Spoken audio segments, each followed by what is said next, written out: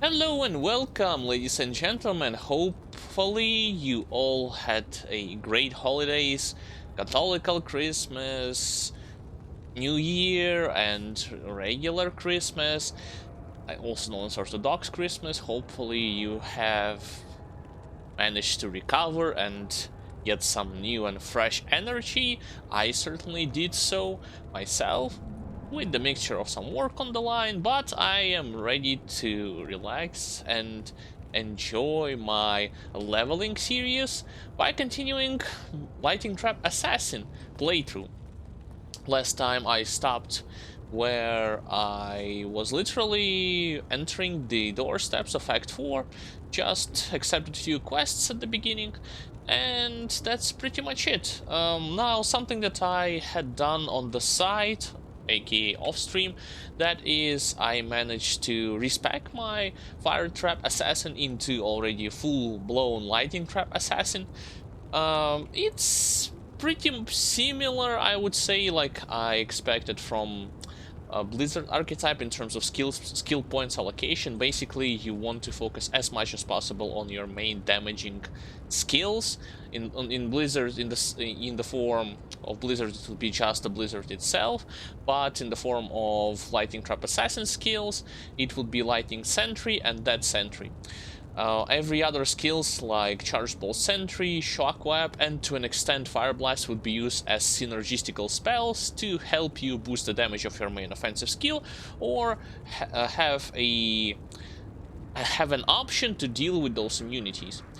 I have not invested that much into Fire Blast when I did the respec, and if I will encounter a lot of lighting immune, which will give me more problems on hell difficulty, then I would respec once more, for the sake of, first of all, like upping Fire Blast into its maximum capacity, and only afterwards worrying about Lighting Sentry and Dead Sentry. Now, as far as everything else goes, it's pretty much the skill points allocation pretty much stayed the same from Fire Trap Assassin, with some exception. There's just one pointer in the right side tree of Shadow Discipline, right corner of the tree, to get to Mind Blast and to have Cloak of Shadows. I think I would use Cloak of Shadows mostly for bosses rather than elites, or at least elites that will give me a hard time or will have Lighting immunes on hell difficulty. And as with Mind Blast, I already tried it. I in theory know what's the practical application for this spell is that you are going to control and knock back certain monsters so that your merc will be able to kill them, at least the ones that cannot be controlled but still could be stunned. I think it doesn't work against bosses, otherwise it will be too broken, but it will most certainly help on hell difficulty. And as far as the trap goes, I'm going to cover them a little bit more extensively once I get to the end of Nightmare difficulty, and I will do my character archetype overview with a more in-depth explanation of the mechanics. Now, as for Merc, so Rockstopper, Insight, and Derail Shell Kiras for the sake of Cannot Be Frozen. I also equipped Treachery, Ravenfrost Ring, War Travelers, and there are more items laying and waiting for me when I am going to increase my levels of this character. That is Lay of Hands for the increased attack speed, and some resistances would be nice. Same thing with this belt, for the same reasons. Spirit and Heart of the Oak. So, without further ado, let's get things started. And as always, if you have any kind of questions or you just want to share your opinion during the stream, you can freely do so. From my part, I will do my best to either support the discussion with you or answer to your question. For everything else, there are our social pages where you can always find news that are up to date about the games that we have played, are planning to play, or playing right now, and YouTube channel where you can always find any videos that you would like, highlights, VODs, discussion about certain mechanics of this game and not only, link to which you can find in a separate tab section below the Twitch player. Let's go. As far as Act 4 goes, I already did the first quest, that is killing the Izoal, and I got 2 extra skill points just before the stream to be able to comprehend how those spells, how those traps are work. But it's not to say that I'm not going to do this again, and that is just to clear this whole area, to get like more experience out of out of it, to be able to get familiarized or just get familiar in general with this playstyle, with the way how those traps are functioning, how I supposed to use them in a proper manner, and so on and so forth. Because, for instance, one of the things that I will be covering, you see this huge damage difference, like from 1 to 2231. This is because the lighting sentry trap, that is your like bread and butter skill that you will be using, for it to be hitting those numbers, first of all, enemies should not have any kind of lighting resistances, and secondly, you need to hit lighting like from the start, this chain lighting from the start and all the way until it's finished. You know, this line has to pass through the enemies. It will hit them multiple times. If it doesn't do so, then it will not do this optimal amount of damage. Yes, each individual trap can pull off such a high number of damage, but it depends on... Oh yeah, now I see how this effect works also from treachery. You are becoming like more invisible, and it overrides your burst of speed, but you will be able to receive a lot of resistances, because fate works in such a way. Let me actually show it to you. No, that's not it. There it is. Resistance duration against reduces curse duration, which is actually great. That's the first class that I see that has resist curse duration type. And as far as the trap goes, one of the lighting trap goes, one of the things that I definitely enjoy is that their range. They are, from my point of view, as far as I can tell, on the same... They can shoot as far as those Lost Souls. Not Lost Souls, but Lost Souls. What else did I wanted to cover? What about this? So it increases my defense. Lowering defense. Defense plus 20%. Oh, it's for, yeah, for 14 seconds, doesn't really worth it. I was thinking that I could cast this buff on myself to benefit from the extra defense, but since it lasts only 40 seconds, burst of speed is much better in this regard. As far as nightmare difficulty goes, I don't think I will be encountering any kind of a significant problem with this approach. Especially considering that most of my skill points will be dedicated towards simply boosting my damage of the primary skill, which I already maxed out, so that's that. Also, another important fact is that you don't have to recast lighting traps as often. I'm just doing it out of the habit that I used to develop when I was playing a fire trap assassin. Fire traps only shoot for 5 times, at least the ones that you are going to be using for the most part, that is Wake of Fire, and then you would have to recast it once more. So because of this, I am still having this habit of constantly popping those traps over and over again. And yes, unfortunately they cannot shoot through those chasms or obstacles, which is why you will not going to easily kill those enemies, you know, like in Arcane Sanctuary, the ones that are flying to you, ghosts.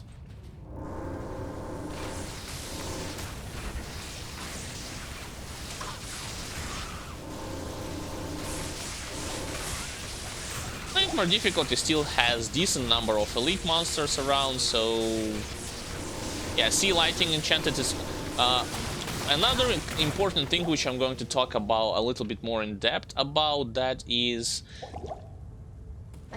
that sentry traps. See, the thing is with that sentry is when when you actually use it, it has like 2 properties. Yes, it shoots lighting at the enemies, but it also does corpse explosion when there are corpses nearby. Actually, this corpse explosion thing or property is going to be prioritized when there are corpses nearby instead of shooting lighting at the enemies. But And Corpse Explosion does physical damage, in case you have forgotten.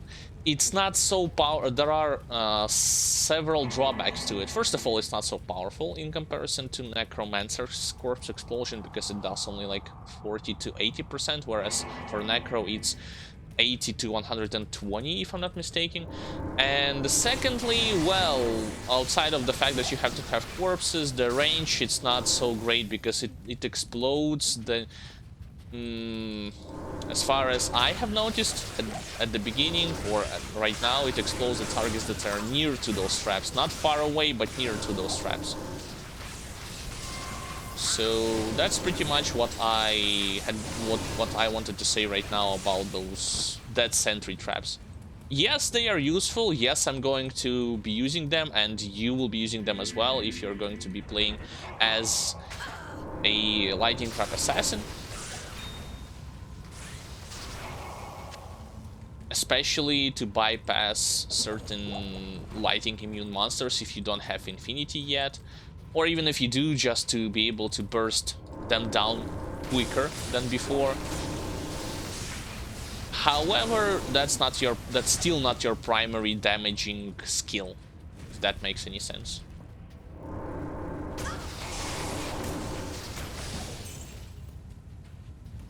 Okay, this is the path to the Plains of Despair, but I still want to clear this entire area, simply because I want to get more familiar with the way how I set up these traps, how I'm supposed to be luring enemies to them, running away from them, and so on and so forth. I also want to mention briefly about the number of the traps. See, I already talked about this aspect before when I was playing as a lighting trap assassin, but the thing is that with the presence of newer traps, such as that Sentry, you might be thinking to yourself, why don't you place both that Sentry and Lighting Sentry? And the answer to this is quite simple. It's impossible, because the maximum amount of the traps is still going to be equal to 5. And even if you were to place more of it, like let's say 1, 2, 3, 4, 5, boom. That's already that Sentry. You see, the previous Lighting Sentry exploded. So I don't know what is like the best value between Lighting Sentry traps and Dead Sentry traps. Maybe it's 3 to 2 or 2 to 3. I have not tested this aspect just yet. I have to have more experience to tell you the difference, or to tell you the optimal strategy for it. For now, I'm just rolling on semi-autopilot way, trying to apply the same experience that I have had with Fire Trap Assassin, and see how well it works for a Lighting Trap Assassin. If it's the same, then it's perfectly fine. If something has to be changed a little bit, then I also don't have any problems with it too. For instance, one thing that I need to change already, that I'm starting to see, that I don't need to I don't need to place my character next to the enemies. I could place those traps a little bit further away. This is happening once again because with fire traps they have a somewhat limited range, and I used to just run into the enemy's faces before placing those traps, and then I ran away. Now I can allow myself to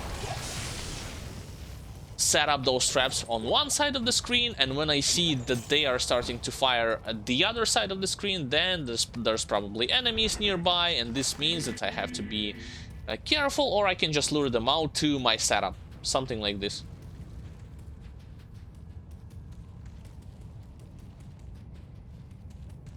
Okay, I cleaned the entirety of this area, and I can go onwards. Got the perfect skull too, not bad, not bad. Oh, those guys should die pretty easily, but no, they are immune to cold on hell difficulty. Yeah, not to lighting, they're immune to cold.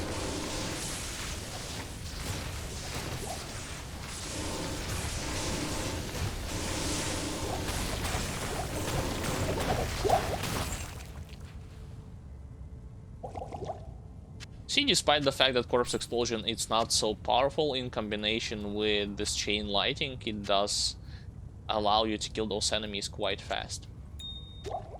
I want to craft full rejuvenation potions, because at some point I would want to fill out 2 rows with them, especially for hell difficulty.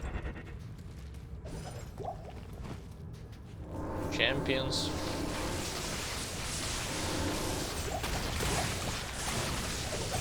Also, for that reason, the Merc that some people are recommending to use on... See, it exploded the corpses that are near the area of the trap itself, not the ones that died further away from my position. That's what I was trying to say about this corpse explosion mechanic. What was I talking? Yeah, about the Mercenary Choice. So on hell difficulty, it is recommended for this particular class not to choose Merc with Holy Freeze Aura, because otherwise you'll be robbing yourself from the ability to create corpses and then explode corpses. Which, once again, going to be especially useful as a way for this class to bypass immunities.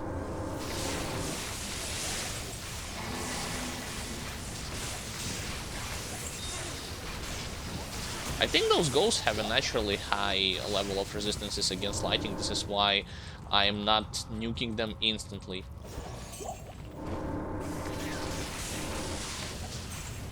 But no worries, like this, I think only in this act I will take my time and I will make sure to fully clear everything, because of the simple fact that I want to get more experience with playing this class. But when it comes to Act 5 on Nightmare and Cow level, well, especially Cow level, I will just try to, not necessarily speedrun, but just run from point A to point B when it comes to quest objectives, and that's pretty much it.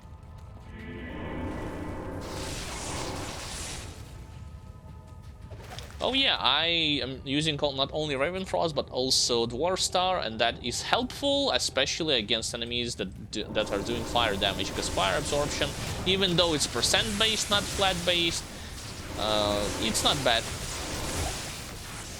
And I guess that was an elite pack. Yeah. I can't carry anymore. Sure thing. Grab rejuvenation potion and just keep running. Now, these... Oh, I can kill these all again. Okay. Don't mind if I do. Let's use on him this. Is it worked? Or did it work? I don't know. I don't see any indicator, so I suppose it did. Got Child Room, so it's not that bad of a deal to kill him.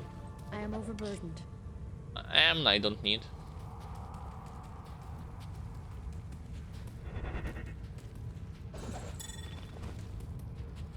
Regular amulet.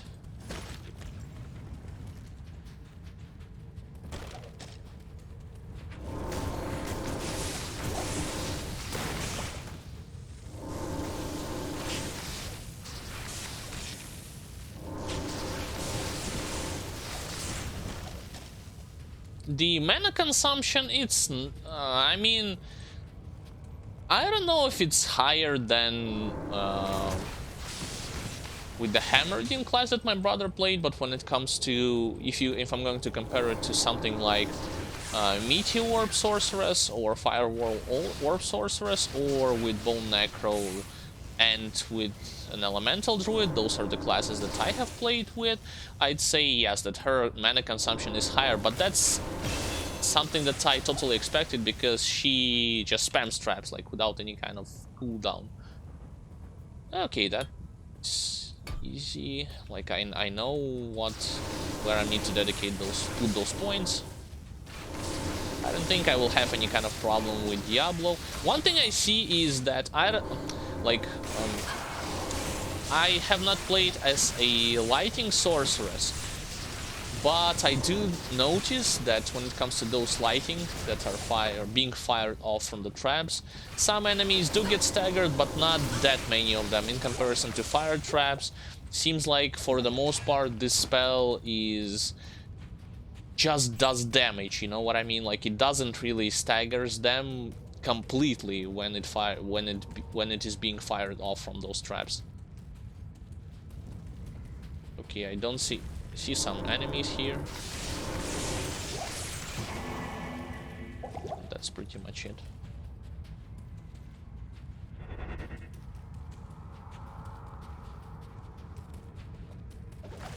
For instance, with Blizzard, the enemies are getting the enemies and bosses are being staggered, even though this is a spell based off of a cooldown.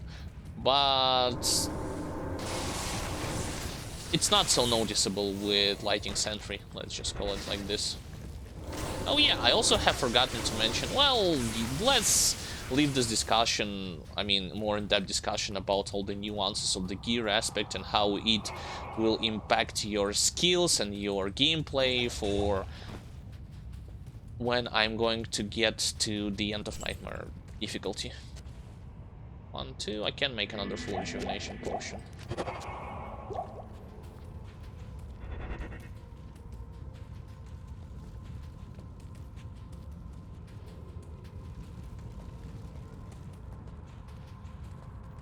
First two acts on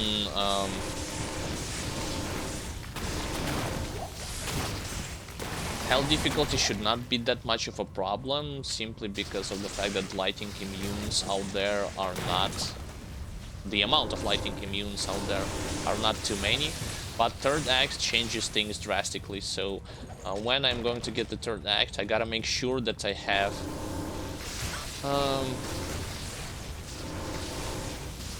that I'm going to be utilized Mind Blast. I'm going to be utilizing Mind Blast, Fire Blast in combination with my Merc that will get rid of some lighting immune elites. Plus,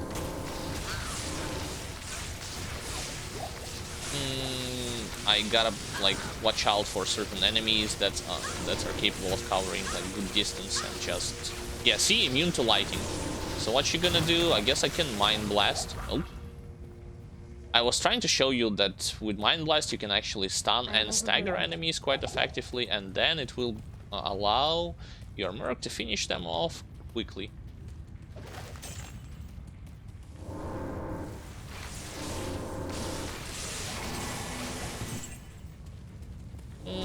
Can I think I can play... No, I can place them through the obstacles. Worth to note and remind myself about it. Because it's pretty much the same thing as with Wake of Fire traps. You cannot place them through like big walls.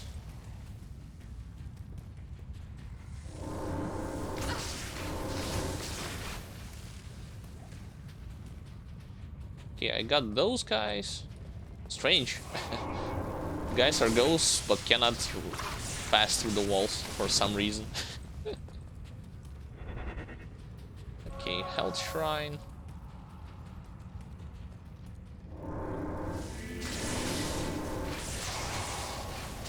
Also, I don't know, because I haven't used it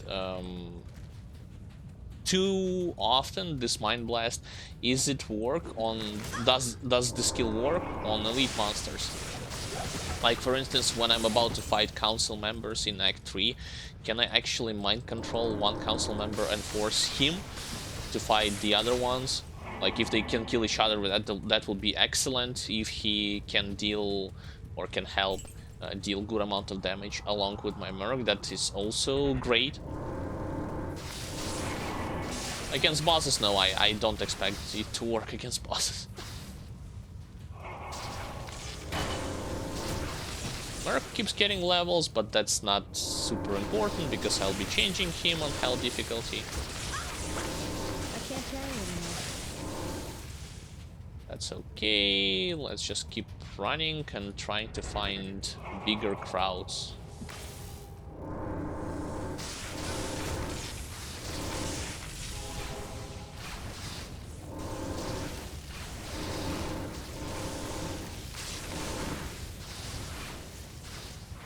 Yeah, through obstacles like this, you can place those traps, but through solid walls, you cannot.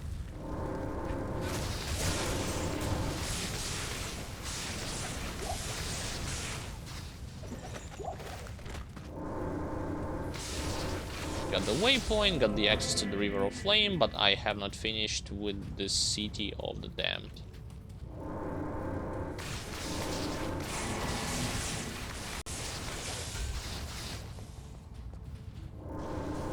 Oh wait, that's the entrance. It was kind of hard to see it on my minimap with all these things that are going around. Or that were happening around me.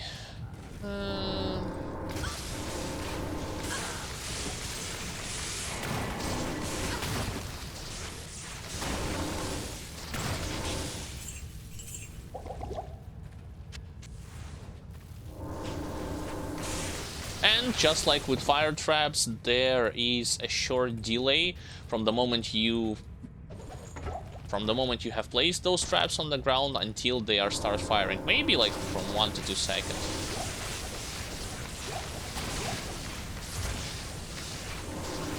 There's 2 elite packs. Yeah, seems like it. Okay.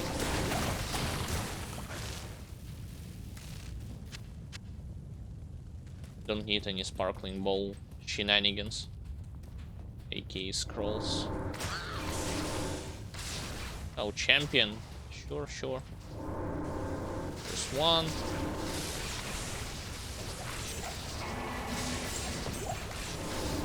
Got him. Give me that rejuvenation potion.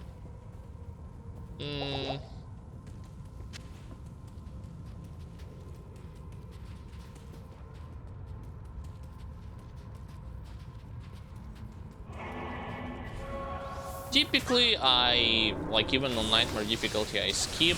I'm not full clearing in the entirety of those areas, but since this class has a lot of like mechanical nuances and I'm not really familiarized or experienced, I do not have enough experience with the way how you should properly use those traps and play with this character. It just makes more sense to spend some time and slowly but surely moving from point A to point B by killing everyone to get more experience, and thus you will have less problem, at least when it comes to a proper set play, proper setups with the straps on hell difficulty. Especially when you take into account immunities on monsters and you need to be not necessarily precise, quick enough with the way how and what you should use against those immune monsters on hell, and not just run around too long without doing anything.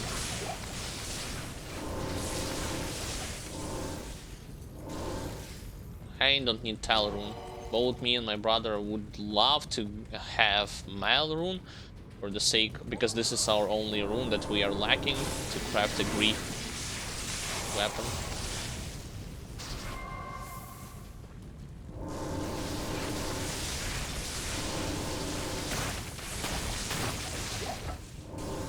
Got him.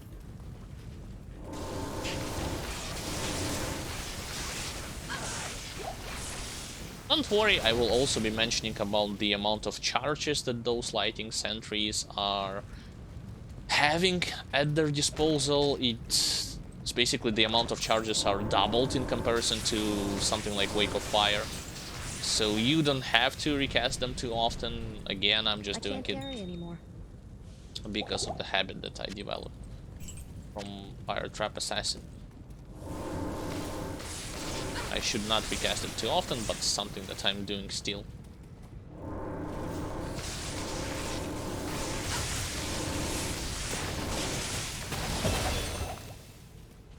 Got another level up. Great. This means even more damage.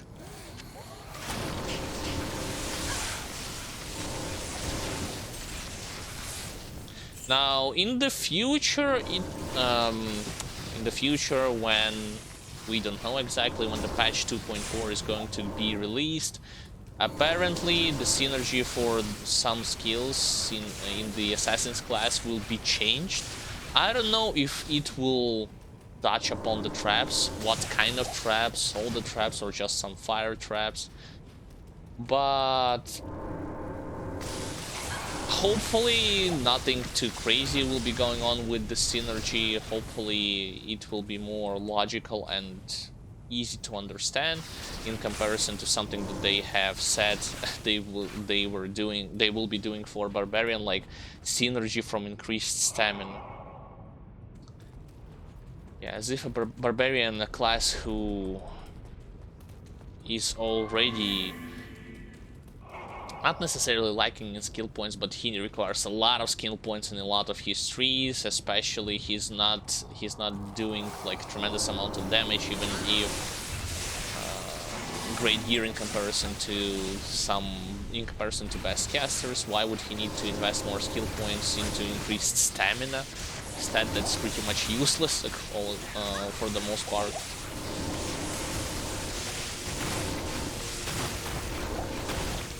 Strange. That's a strange decision. Hopefully nothing like this will happen with Assassin.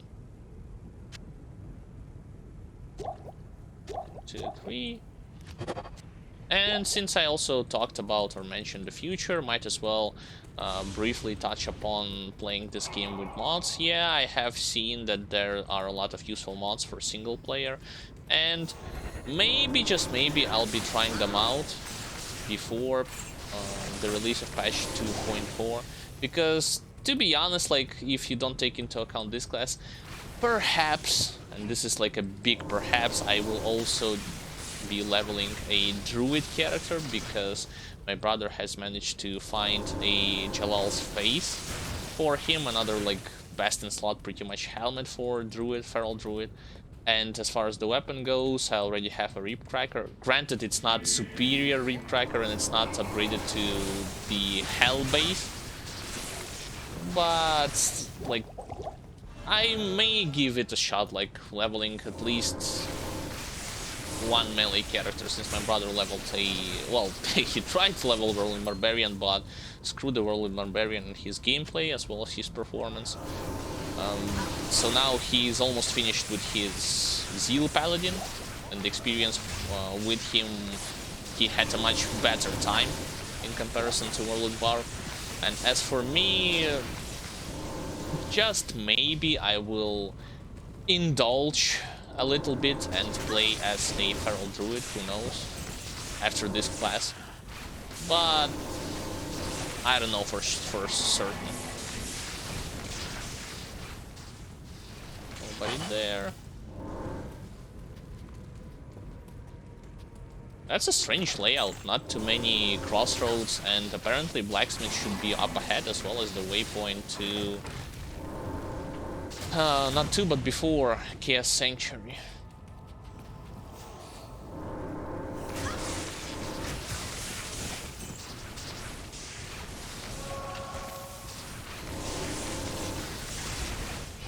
Again, the only thing that bothers me when it comes to this class is a lack of damage absorption mechanisms. Okay, if I'm going to go further up ahead, I should be unlocking a waypoint first, and then I can, yeah, then I can go straight to the Blacksmith. Yeah, I get it, she has like a Fate proc, she also can rely on your kiting. Well, if you're good at kiting, you can rely on how well you kite those enemies, and just kite them around, place the traps, and move backwards, do the same process and repeat it over and over again.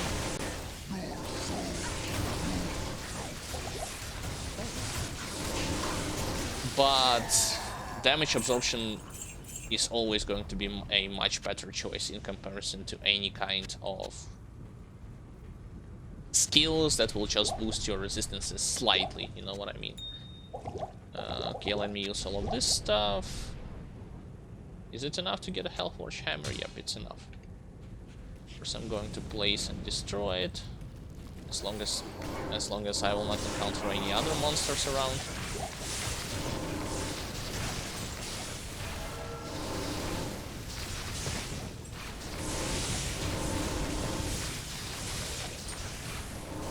And as for those mods, see, like what I have seen in those single player mods, that they have included loot filter in it. They have also expanded the inventory space. They have the loot filter allows you to distinguish more easily by sound and by visual effects what type of rune you have collected, either low tier, mid tier, or high rune. There is also an improvement when it comes to...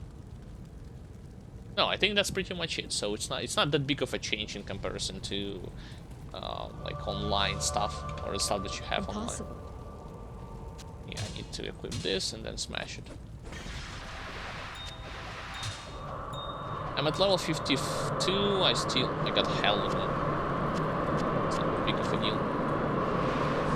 Got it. Now I'm ready to go to the Chaos Sanctuary and kill Diablo.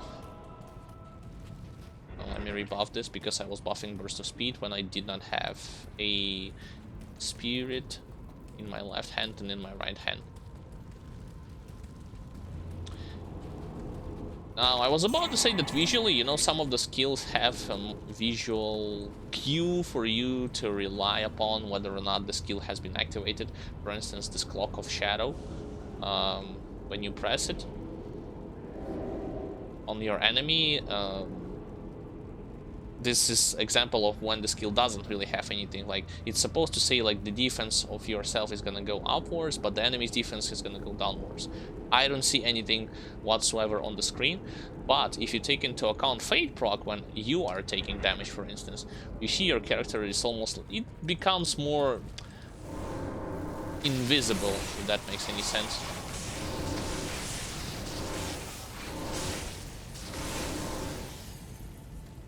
Okay, killed everybody there. I don't know why certain skills have this very good visual representation, certain skills don't have it. It may be because, like, when this game was developed back in the day, they haven't thought about it that thoroughly in comparison to modern standards that action RPG have been adopting. That may be the answer. But in any case, Cloak of Shadow doesn't have any kind of visual hint for you to see that yes, the enemy's defense actually is getting lower and your defense is actually getting higher. Nope, nothing like this whatsoever.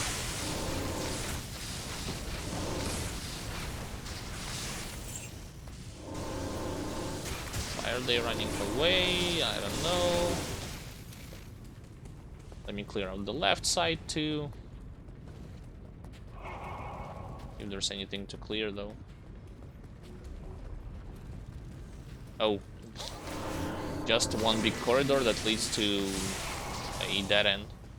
Got it.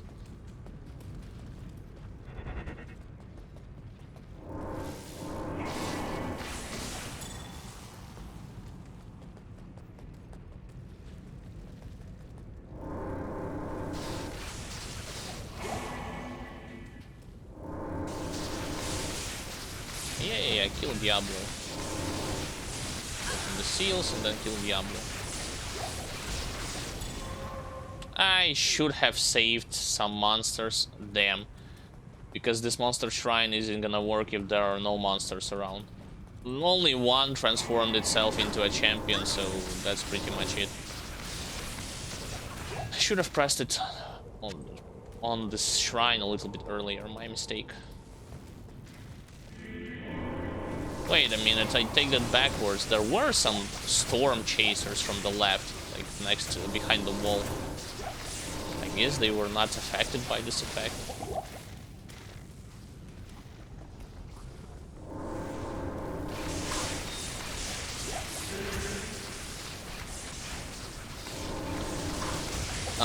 One slight drawback that I will definitely mention about the lighting traps is that you cannot focus on a certain... you cannot give the order or the command for the traps, yeah, if that makes any sense, for them to focus on a certain enemy.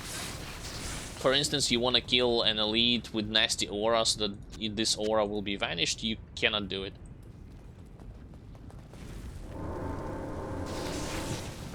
Will be vanished. That this aura will disappear. Simply can't do it. So it will be kind of a problem. Same thing with those knights. For instance, on hell difficulty, let's say I want to try to kill those knight mages that are cursing me and my merc. instead of focusing on melee guys? No. Crowd controlling them, yeah, maybe crowd controlling them actually would have helped better, like doing some kind of a mind blast trick on them and afterwards kill them. Because if you cannot mind control them directly, at least you will be able to stun them. I am overburdened. Give me rejuvenation, and I'm going to make another one.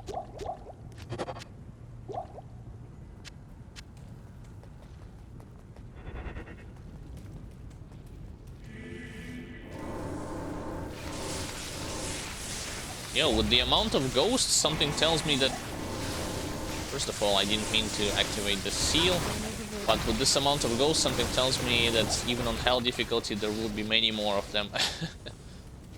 And they are not the most challenging enemies, if you compare it to any other challenging enemies in this game, like Lost Souls, Lost Dolls, or Minotaurs. Previously, I would have added to this list snakes, but you know, snakes were fixed and they are not so threatening, even on hell difficulty.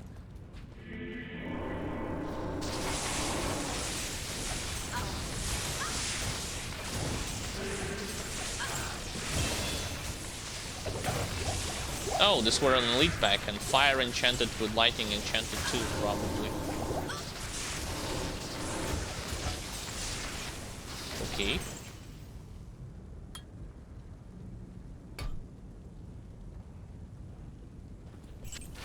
I can't carry anymore.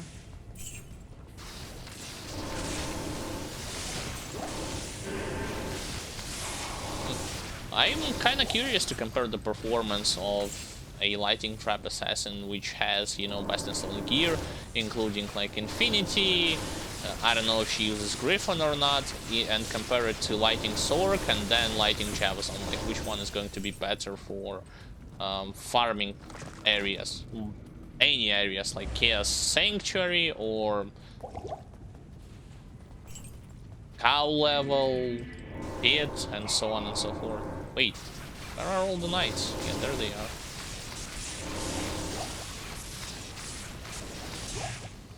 Got him.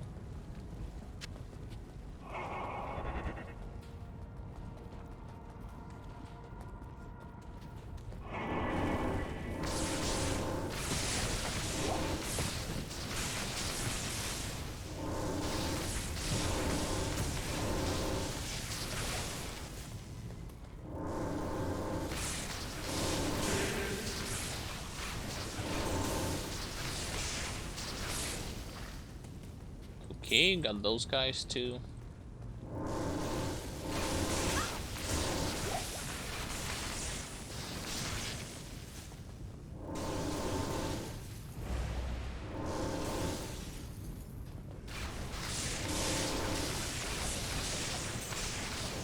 Well, they should not get to me. Or if they do, I always have this. Yeah, Mind Blast. Yeah, see? He is now on my side, and then he died. Okay, time to fight Diablo. Oh, I haven't clicked on the last rune. I just want to collect this child rune, and maybe also rejuvenation too. Rejuvenation potion. I am overburdened. If a merc dies, it's not that big of a deal, so let's go.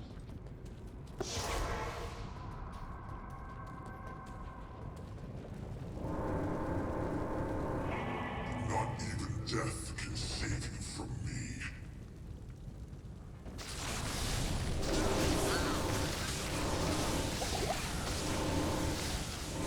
So it's lighting versus lighting, right? And some fire on the side. What the hell is he doing? Oh, is this thing? Let's... Ah, no. Like I have expected, it doesn't really work on bosses. Works only against regular enemies and elites.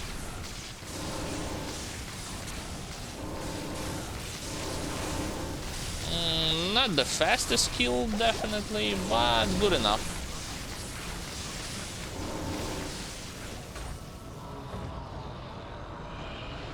so I got him. Merc died, but who Hero's cares? I can mistake always is bring him back. finally corrected.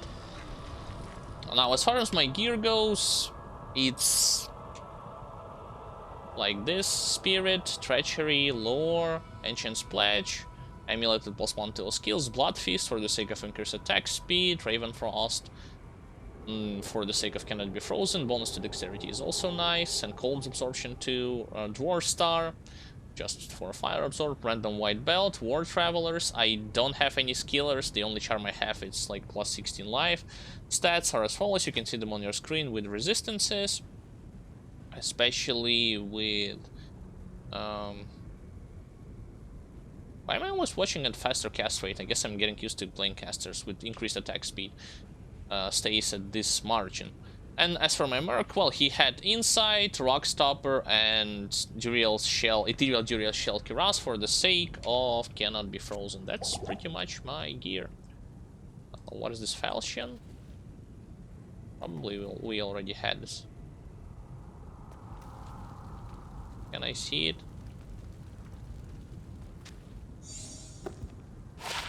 Yeah, no need. Okay, quest completed.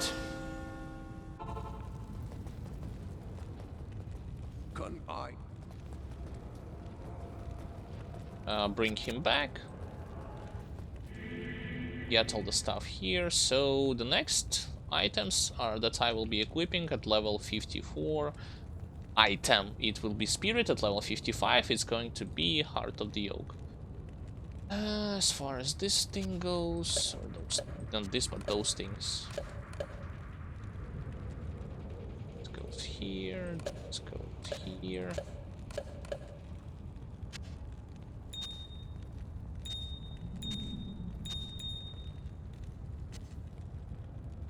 Might as well do another perfect emerald.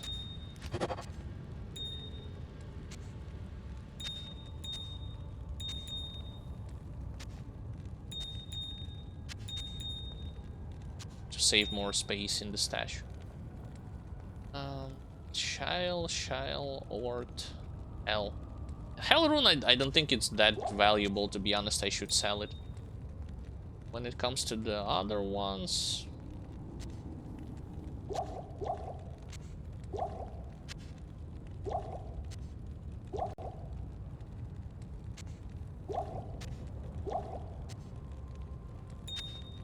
I have forgotten about this amethyst.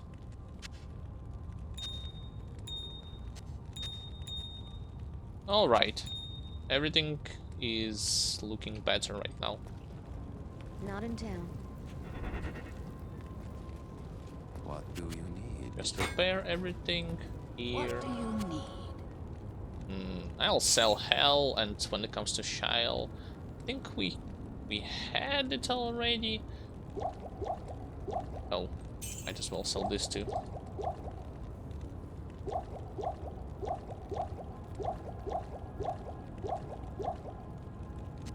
It should be enough to kill Shank, yes, and to get onwards, yeah, should be more than enough.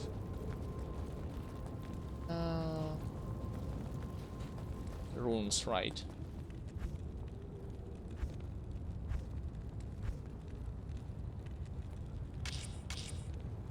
I'll leave them like this for now. Okay, on to Act 5.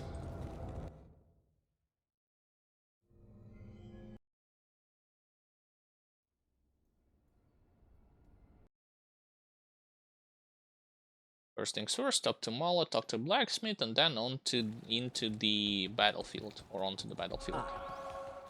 That's one. That's second.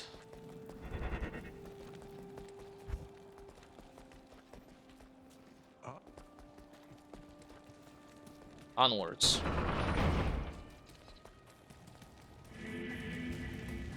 This time around, no full clear.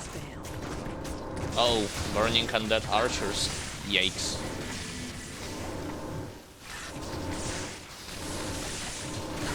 Luckily, it's still nightmare difficulty and not hell, because slingers and undead archers, they are hurting a lot. Yeah, and this is the fate proc that I was talking about, where your character becomes less visible on the screen. On hell difficulty they will hurt quite a lot because... also because I don't have any physical damage absorption. I think Enchanted is not going to save you. Thanks. Like for I have faced them with my Necromancer, but it was really easy thanks to the bone armor. This character doesn't have it, so yeah. Have to be more cautious. I heard the sound of the gem drop.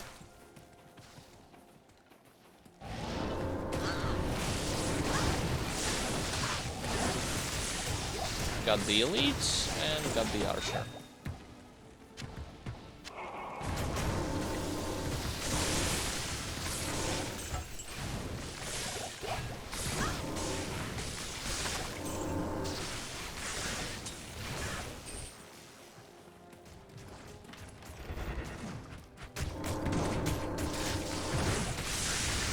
Damn, 5 archers against 1 barbarian. Without any armor too. That's badass.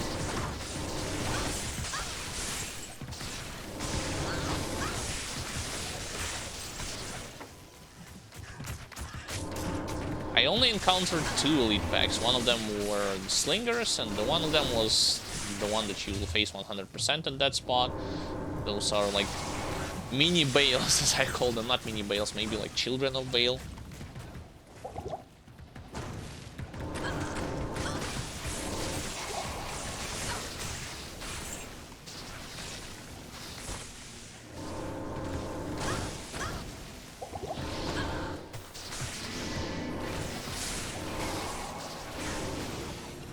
I cannot maneuver too skillfully around those shots. That's why I'm getting hit in a way that may seem like it's a non-stop thing.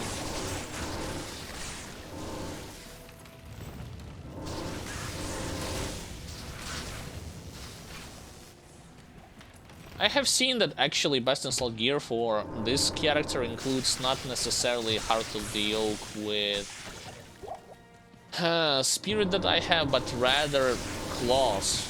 Like you have to have specific claws with increased attack speed with +1 to assassin skills. Oh wow. I already killed Shane. Okay, I did it off screen. Your command has ended. Sure. I am not going to go to Larzuk right now. Let's just keep going. Kill Eldritch too, while I'm at it.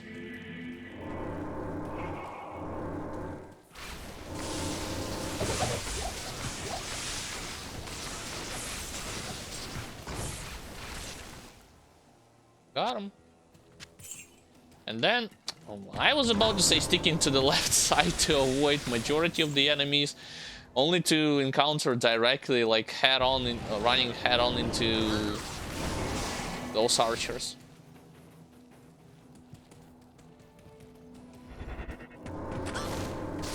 Other archers. Okay.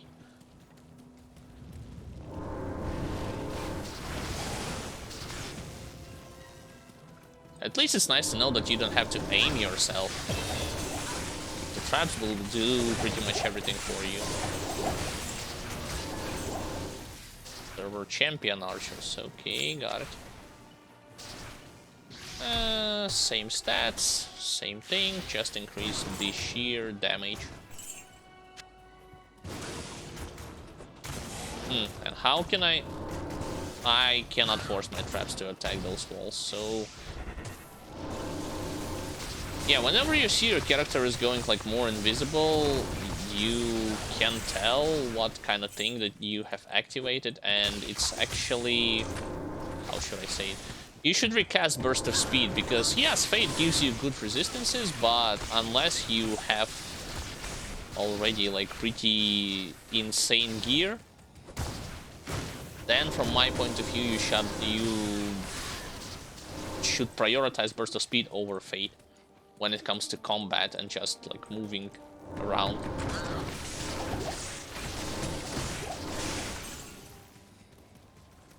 Also, yeah, I'm at level 54, so let me go back to town and grab myself that spirit. Not spirit, but yeah, spirit inside of Monarch. Because I want to benefit from +2 to extra skill points. Yes, Larzuk will add socket. I already know how this works. This goes here, this goes here.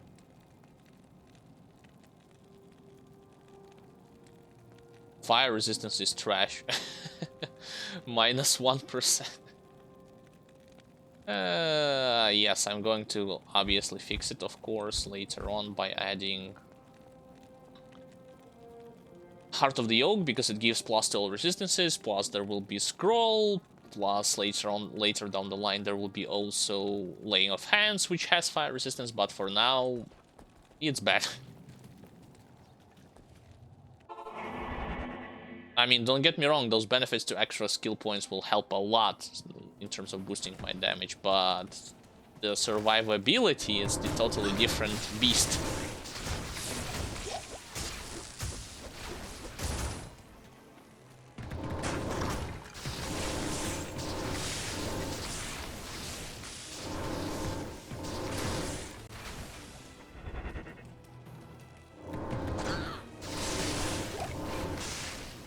I don't see any kind of waypoint in this area, so might as well go to the next one.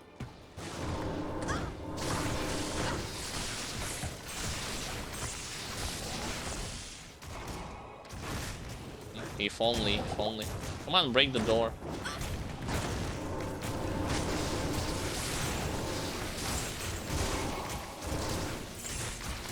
Over here.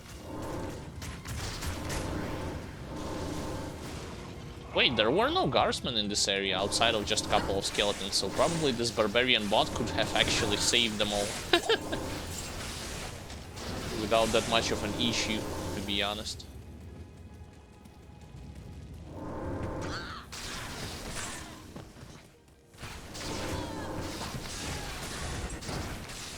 Another reason why you want to prioritize Burst of Speed over Fade is something that you have seen in this instance is your movement speed drops down significantly, as well as your attack speed, so you will not be able to place those traps as fast as you did before, and you will not be able to maneuver around as fast as you did before.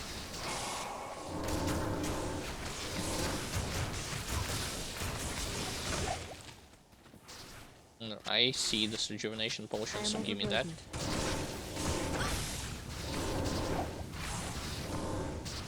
Thanks.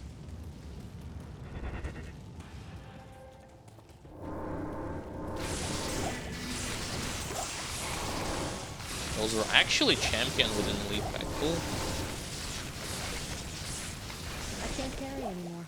Nope, you will be able to carry, because I'm going to make 2 full rejuve potions out of this. That's one, and that's the second.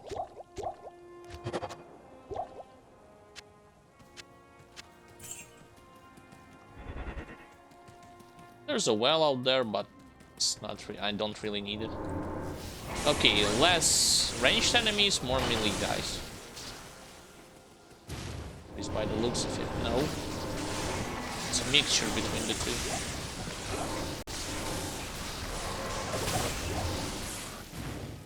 Got Portal Shrine, but I honestly don't need it. Can you break the door?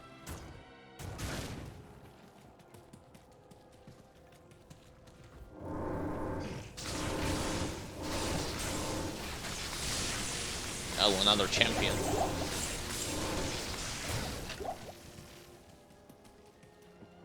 Honestly, I should have entered inside this like red portal to be able to squeeze more experience out of it. I know it would have been better if I will find those, you know, side those extra caves inside the main cave system. Typically, you will fight a lot of elites. You will find and fight a lot of elites out there, including just champions and regular elite packs.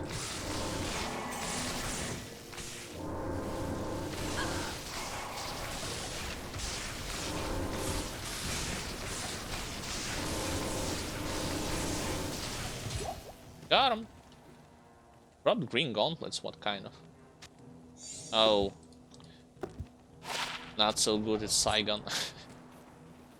Keep the Saigon to yourself. I'll check this area just to see if there's any waypoint around.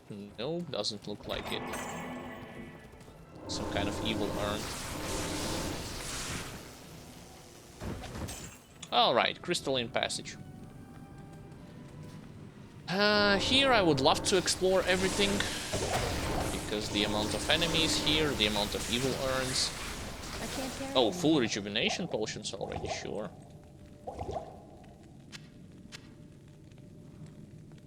What kind of belt though? 8 slots, don't need it.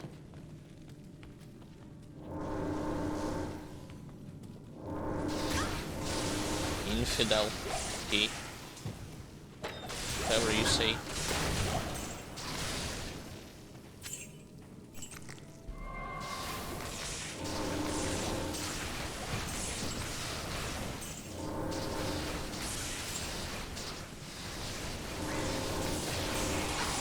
Well, those are with bone spear.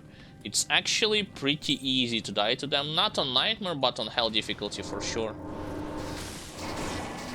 I remember my sorceress dying against them like in seconds, especially against an elite pack. That's already leads to Glacial Trail, that's the way out. Got it. Well, a way out towards the main quest, basically from one cave into another. Ow. Huh? Curse? From hit from regular white enemy? Really? Weird. Weird coincidence.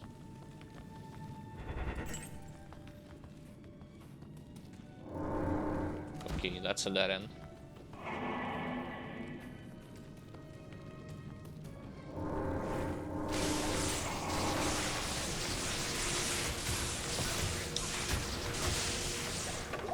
No, when I see melee guys with extra fast, I should not only use the traps, I should also use the stun ability.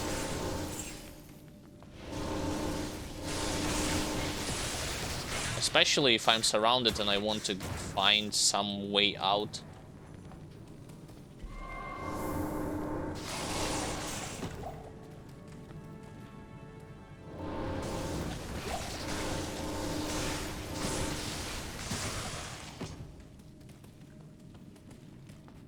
Right now it doesn't really make a whole lot of sense because their damage is not so high, but on Hell it would be necessary, I feel like it, for this class.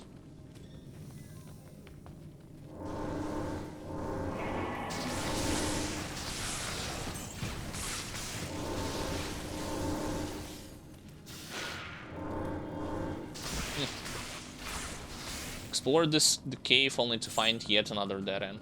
Okay.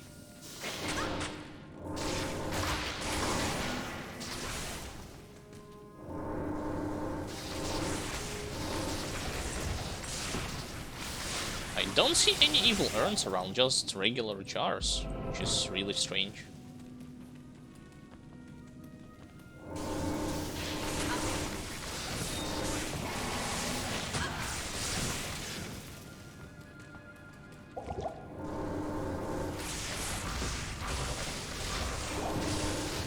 What I like about this Mind Blast ability is that it's also an AoE, and it seems like monsters, both regular and elites, are not resistant to it, which is great. I mean, they're not resistant to the stun, they are resistant to mind control, and the chance at the moment of mind controlling them is 31%. Well, convert, but it's basically the same as mind control.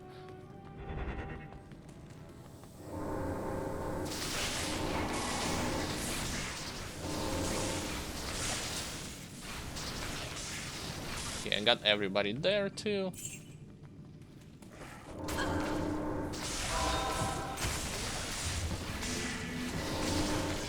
Oh, so it also makes not only visual sound effects, but audio cue when you convert this monster into your ally.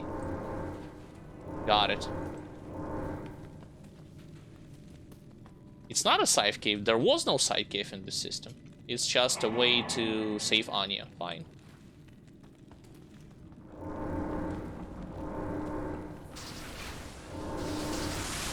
Lost souls.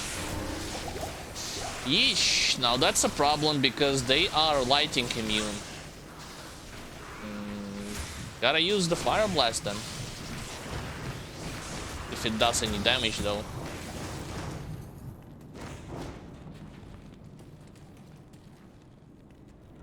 At the moment it sits at level 9, which is not a lot.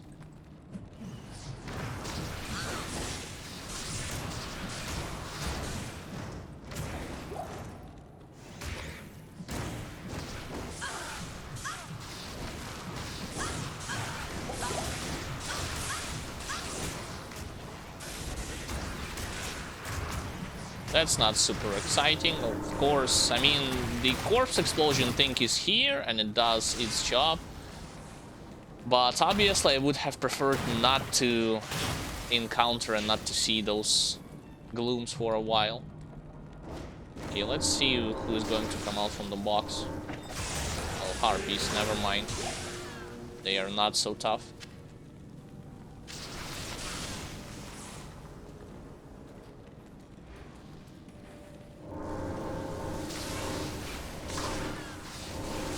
I mean, my lightning traps are outranging those harpies, but not glooms.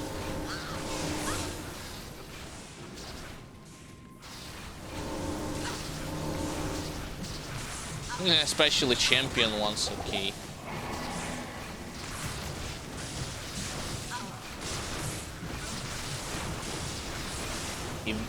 Am I even hitting them? Yes, now I'm hitting them. With my Merc though, but... Come on, stop running away. There we go. I can't carry anymore. It's not too big of a deal.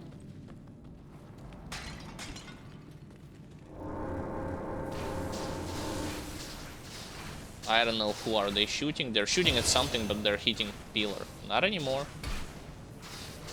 Okay. Now, to get to my Heart of the Oak. So let me teleport to town.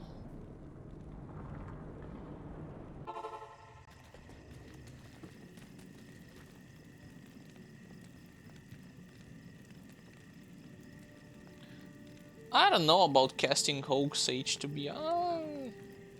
Maybe just for the sake to boost up my HP, I guess. But the thing is that they are killing this thing so fast, it's not even funny. And it wanders around. I mean, if you haven't checked out my overview for the Wind Druid, both on Nightmare and Element and on Hell difficulty, you can do so. I talked in depth about the mechanical nuances of this particular creature, you know, your temporary ally that you summon that boosts HP of yourself, your Merc, and your pets if you summon them. The problem with him though is, well, he has a benefit of acting like an extra target, I suppose. Why did I press F2? No, that's not right. F2 should be that Sentry. Yep. Now this is right. The problem with him is that whenever there's a battle going on, he simply wanders around. I have only 2 teleportation scrolls. Got to... What? See? From my opinion, not even worth it. Not even worth it.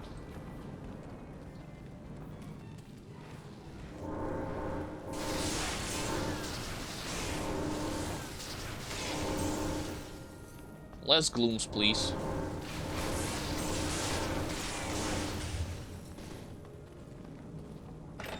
I can't carry anymore.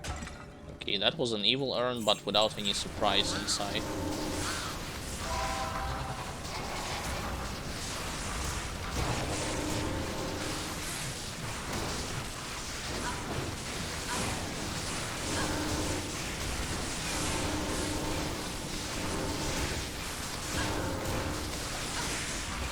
Trying to at least interesting. I mean, I can both stun and then mind control them afterwards. I thought if they stun, then even if you press the button once more, it won't gonna do anything to them. Apparently, it's not the case.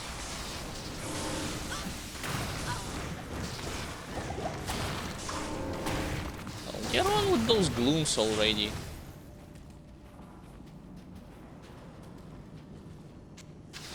Another succubus.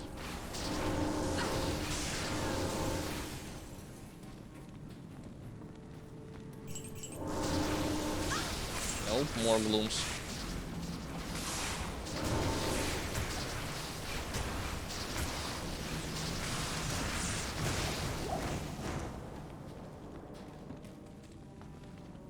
Again, if on hell difficulty, it will be very hard for me to get rid of those immunes.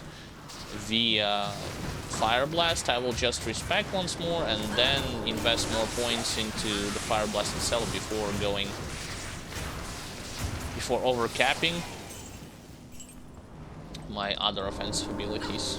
Damn, I should rebuff my burst of speed more often.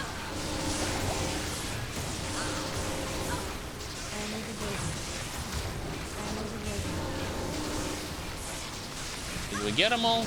Nope.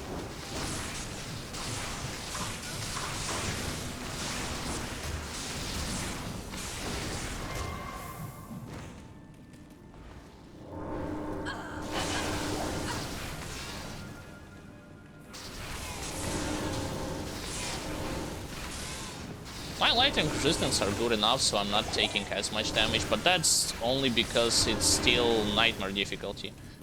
On hell, I don't think I would have allowed myself to go as bravely against them as I'm doing it right now.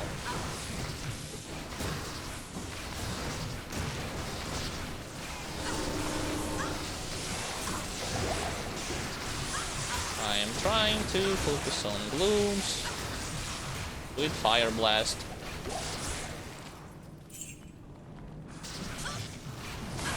And it's actually the right way. Okay.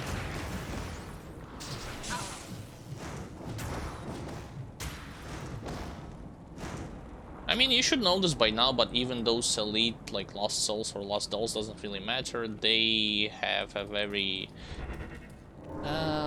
weak, not weak, but very small HP. So you should not have any kind of a problem with them if you focus fire them with you or your merc. I'm definitely buying more extra scrolls. How may I be of help? Of Town Portal.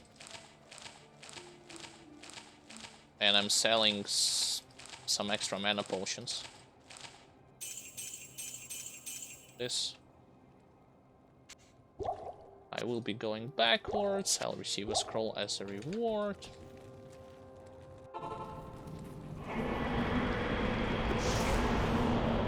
That will increase my resistances even higher. Thank. There. Talk to Anya, then she will be able to name item. No, right now she's going to give some random thing for me. Cold damage, Dragonflight, Blades, max damage, who cares? Because especially hit causes monsters to flee, yeah, for melee assassin. At your service. Nope. Let's go kill melee attack.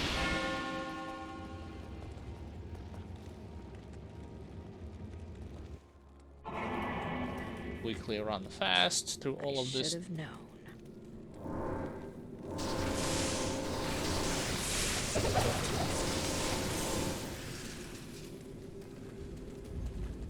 See, also another fun fact. They are not exploding those corpses. I mean, the elite ones. For some reason. I thought they would. When I played as a necromancer, I was able to explode them. Weird. Anyway. This place.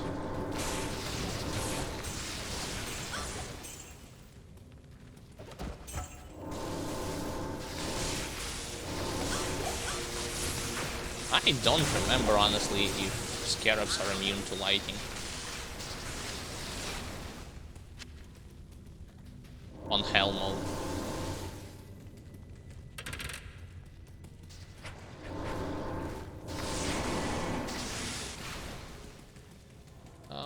I go? That's an interesting question.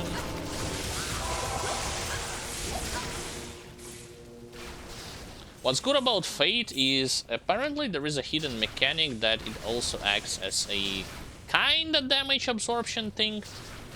So if it's procced and you're finding yourself surrounded by the enemies, you will not die as fast in comparison to classes that don't have any damage absorption, but only if it's procced, you know? Oh, those guys, oh, that's gonna be pretty easy floor to get through. Yeah, no sweat. Just gonna get to melee attack.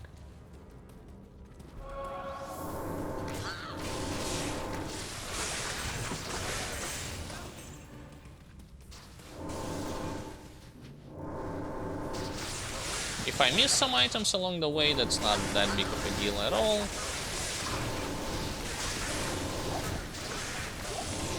I can't carry anymore. Grab rejuvenation potion, please.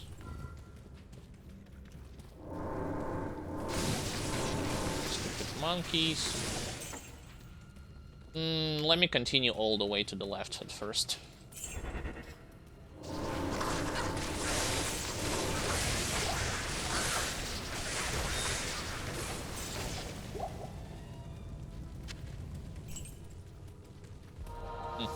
From one skill shrine next to another skill shrine. Sure. I don't know if the activation of this Fate proc has any cooldown. Like, these specific new ones, I honestly don't have a clue about. In a sense, like in a way that when you are not constantly getting attacked by melee or like any kind of attack, and it's procced multiple times, like it's procced again, you switch back to burst of speed, then it was procced again? Or is there a cooldown that prevents you from activating a Fate skill non-stop? Would be good to know.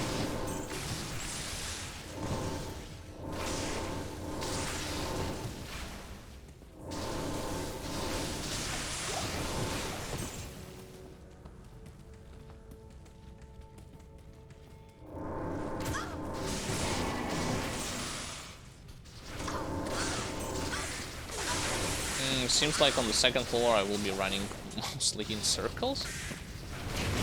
I should not have activated this fire shrine. I guess I was expecting that those fireballs would nuke most of the monsters here, but I should have known better.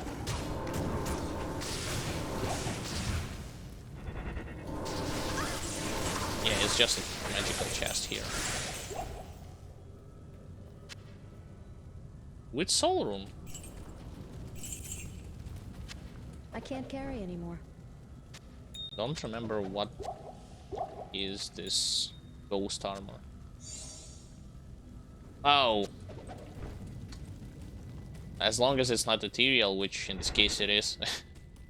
Pointless to pick it up.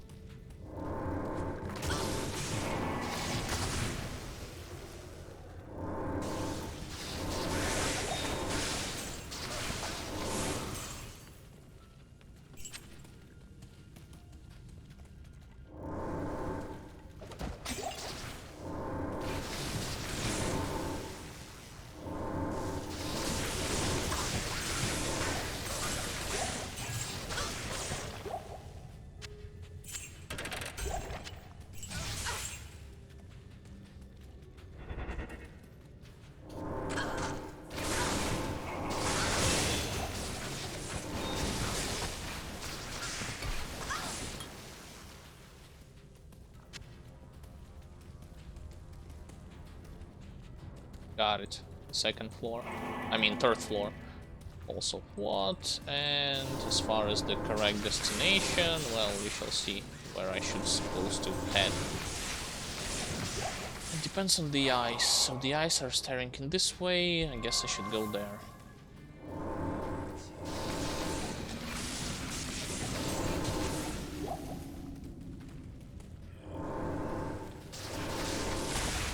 Wait, isn't those guys have lighting immunes on hell difficulty? Because I think they had.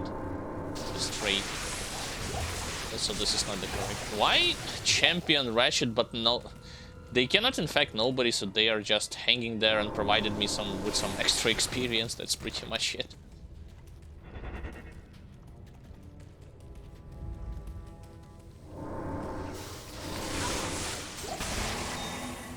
Now they're trying to infect some snakes at least.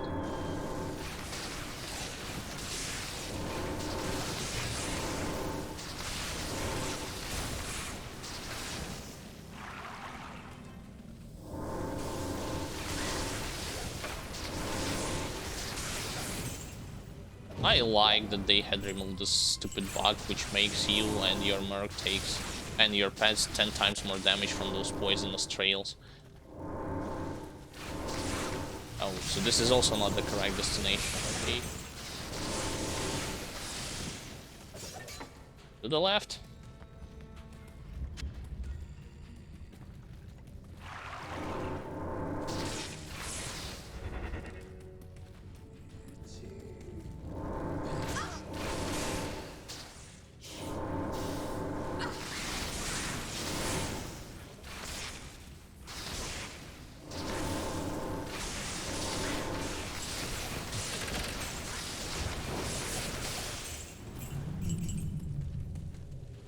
Okay, this is the correct way. I just gotta make sure that melee attack does not explode me with the corpse explosion. Then everything else would be alright. Oh, pfft, never mind. He died off screen. Thanks to my traps.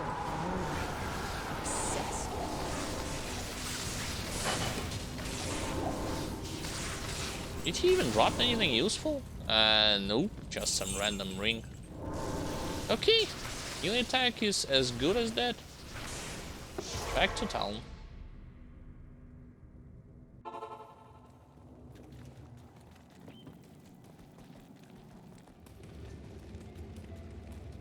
You have stopped. Can I personalize this? Yes, I can.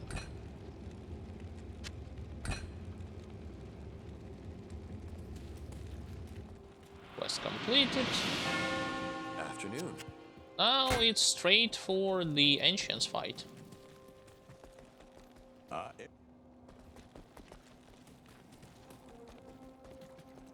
Hello. I guess I could get... no, let's just go...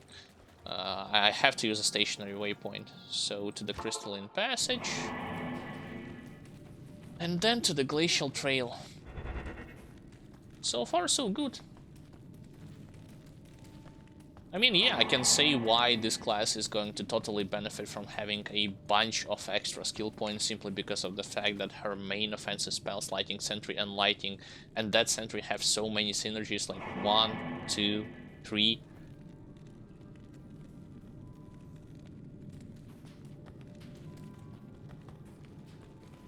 And I also understand why you would want to, dedicate all the extra skill points into your Fire Blast, at least on Hell difficulty, if you don't have Infinity. Or if you don't play with the mod, you know, I want to also play with the mod that allows, at least in single player, that removes any immunities on Hell difficulties. It transforms them into the Lighting. It doesn't remove them complete. I mean, yes, it removes immunities, but it still... Those guys. No, no, no, no, no. Don't touch my merc. Don't touch my merc. I said it. Hands off.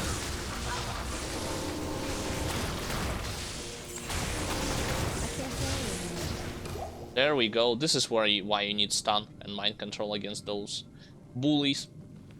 So instead of having communities, you'll be dealing with enchanted, you know, stuff. But from my point of view, it's actually better. How so, you might ask? That's because you could play with some builds that you couldn't have played before. I don't know, like pure fire sorceress by relying on something like fireballs, firewalls, hydras, and so on and so forth. Maybe even some other builds, some other fire builds that are totally not playable if you spec exclusively into fire when it comes to hell difficulty. You know what I mean? Like, from my opinion, it would have created more opportunities for people to experiment and to try out this new stuff.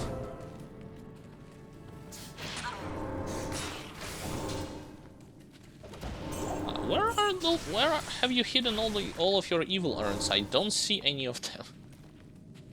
This place is supposed to be full with it. Okay, frozen tundra. That's the place where I need to head. But maybe I will go to the extra cave.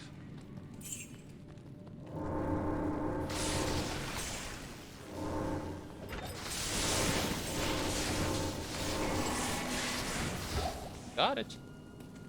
I am overburdened. That's pointless. There are no enemies here that inflicts poison upon myself or my merc, so having extra resistance. Oh, okay.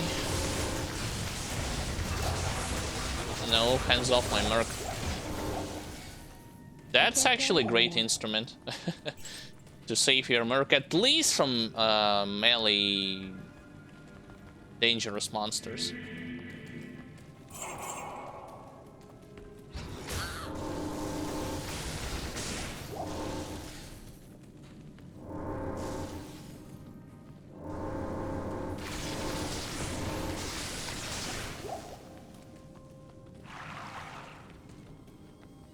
Well, I almost said that there's nobody here. Take it back. There were some elite packs. I can't carry anymore. Nope, you will be able to carry extra items.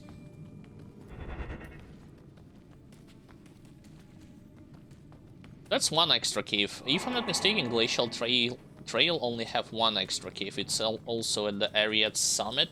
You can encounter up to 2 of them. Of course, I'm going to visit it because I'm pretty close to leveling up.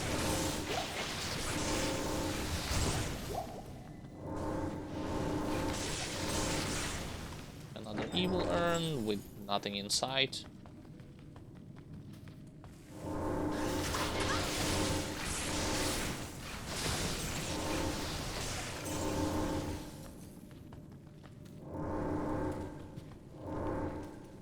The hell is this thing?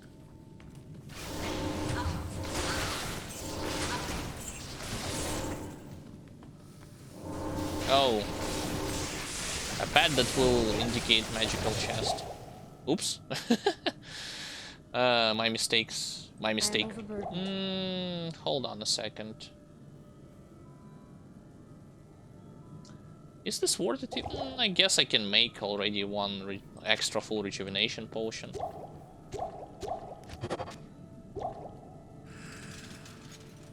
I don't care about those skeletons standing up again. Let's go into the side cave. Oh, I guess I haven't. How I have missed them? It's me. But yeah, this Mind Blast thing, like, it's really good. Even if you don't mind control anyone, you can just spam it and prevent your merc from dying.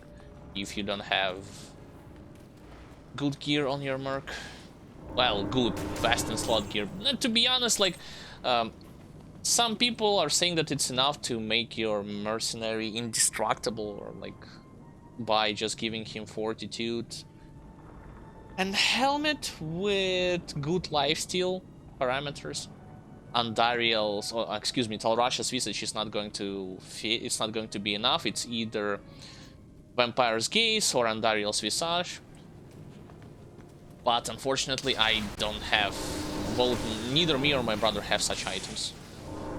And as far as low rune goes, we have low rune, but we would rather use it as a way to craft a grief weapon rather than spending it for a fortitude. Oh, there's nobody here.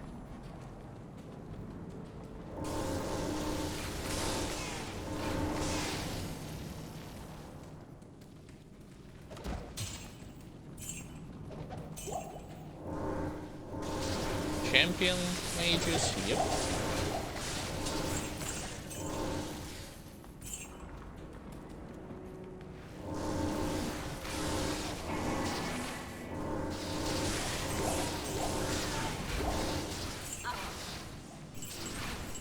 Some gold, yeah, sure.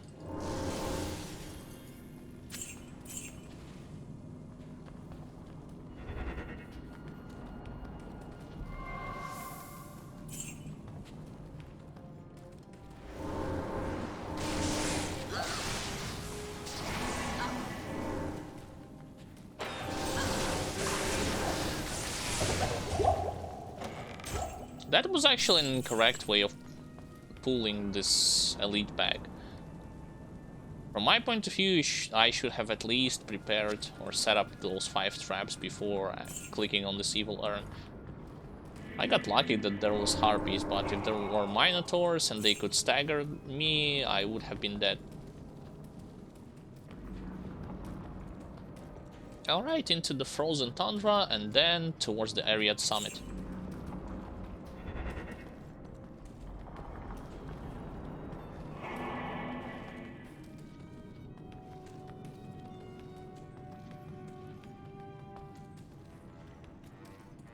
Is it that passage? I think it's that passage. Yep. Sure, resist fire. Anyway, just sticking to the left corner of the map and going upwards.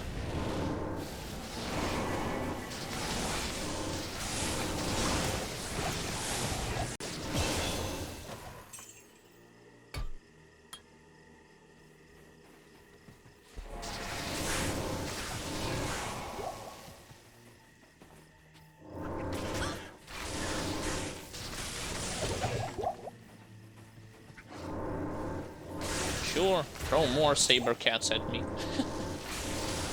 Let's see if they'll do anything.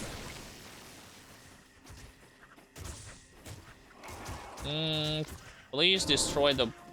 Can you destroy the gate? Well, if you can destroy the gate, then monsters sure can.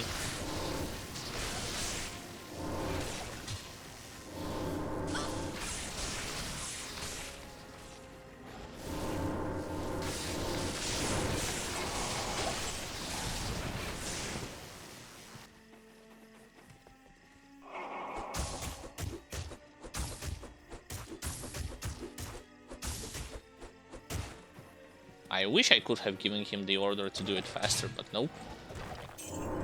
Of course, the other option would be to use teleportation staff, which I am too lazy to have it in my weapon swap slot. I do have it, even the good one that has, I think, how many, like 40 teleportation charges or 45, but yeah, like I said, too lazy to bring it with me.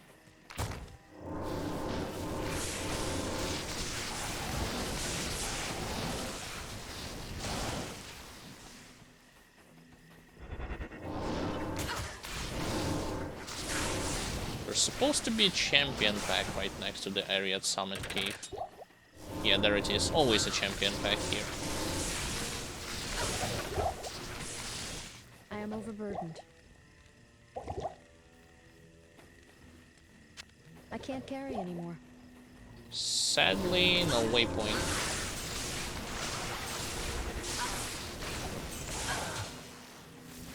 Oh, so it does not have any kind of cooldown. Okay, now when it comes to activating a Fate proc when you are getting hit and you have a Treachery armor. Like, at that instance, I was recasting my Burst of Speed and then I got hit again and the Fate proc happened one more time, so it can happen pretty much non-stop. Okay, let's go inside, and here I would like to find a waypoint at first.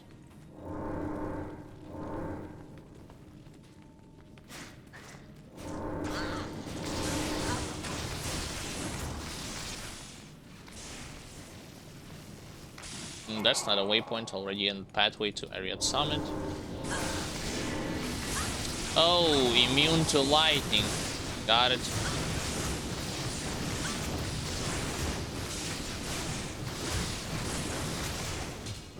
So I gotta use my Fire Blast in combination with my Mind Blast against them.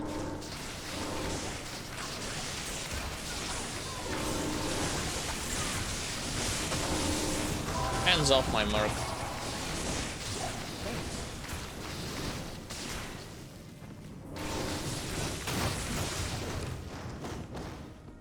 I am overburdened.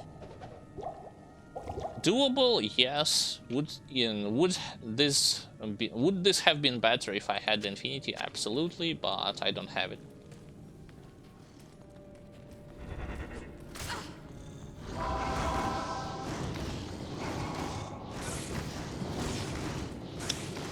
Oh, what? Let's just go to end the Ancients fight. I shall prove worthy. Okay. Corpse Explosion is pointless. Mind Blast would not work because they are mini bosses. I guess Cloak of Shadow, but I would rather not.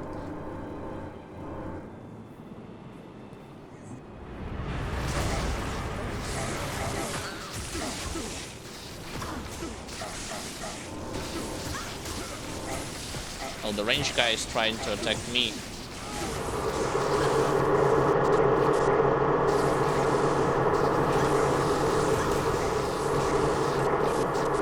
Two down, one to go. Got it, no problem for Ancients, might more difficult. Now as for gear, since they are mini bosses, it's like Heart of the Oak, Lore, Treachery, Amulet with +1 to all skills, Spirit and Monarch, Shield, Raven Frost cannot be frozen and cold absorb, Blood Fist, increased attack speed, Gloves, Random White Belt, War Star for the sake of Fire Absorb, War Traveler. That's pretty much my gear, and the stats you can see them on the screen with all the advanced ones like increased attack speed and faster cast rate. As far as my Merc, Rockstopper, Ethereal Shell, Cuirass, and Insight.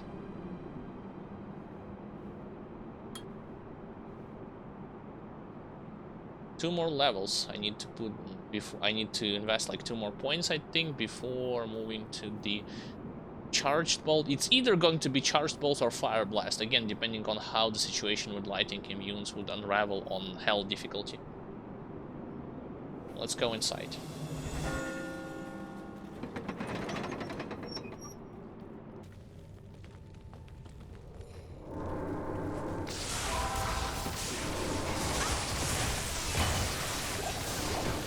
Oh, those guys from Act 3. Got it. At first I was surprised by the fact that 2 from them were casting Blizzard at me.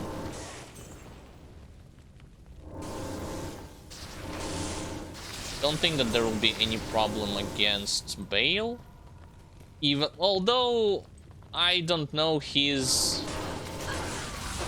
resistances against lightning. Like, is it going to be too hard to penetrate them or to break them with the sheer damage? Against Diablo it wasn't too difficult, even though Diablo has much lower resistance against fire. Not on the same level as Andariel, but you can tell when you actually kill them how fast he dies when you kill it with fire in comparison to lightning.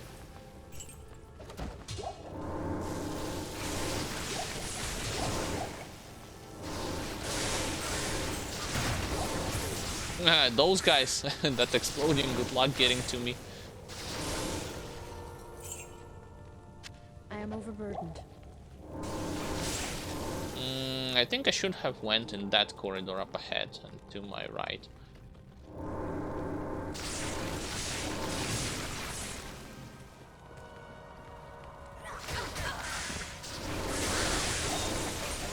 I don't know what the hell happens with my Merc, why he just stands there.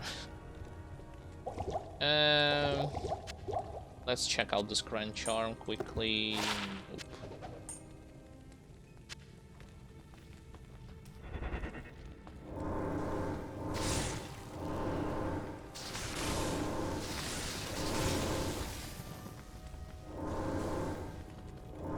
Huh?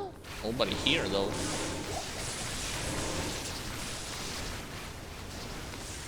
Okay, that's the waypoint. So if I'm going to keep going downwards and to my right, I should get to level 3.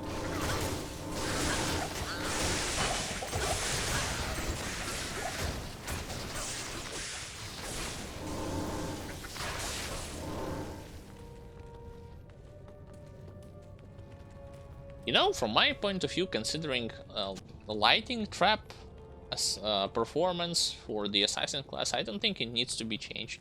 I think they need to think more about how they would buff. Oh yeah, I get it. They would need to think about more about melee assassin skills, like how would they buff slash rework them, and some maybe about fire trap. Even though I realize that it's like fire traps are pointless when you reach hell difficulty because of the immunities. Oh, hello, Doom Knight. Long time no see, I suppose.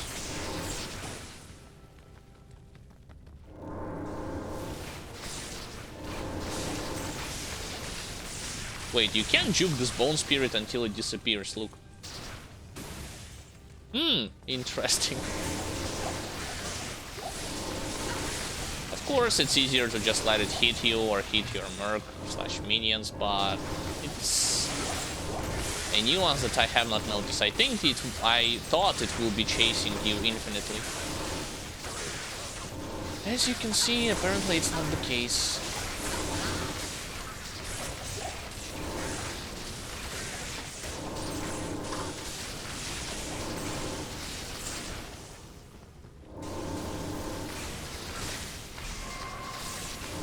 It's a champion. Don't mind if I do.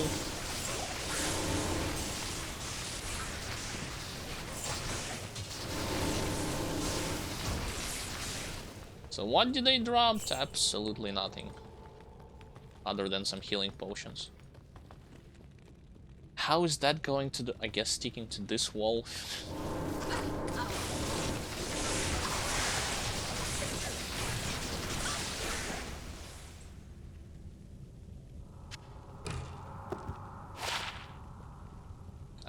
Already had it. It's not bad, especially since you can use it also as a weapon for a feral druid or werewolf druid at the beginning before you get your hands on Reap Cracker.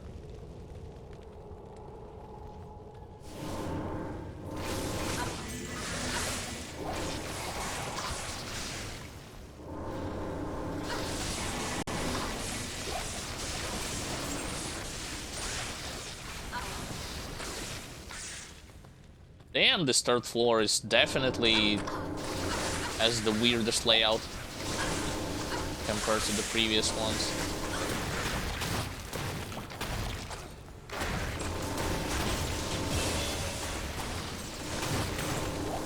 Okay, another level up.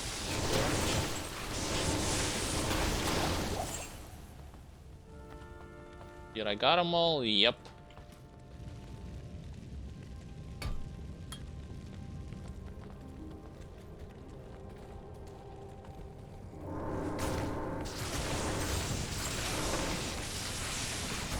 More Doom Knights.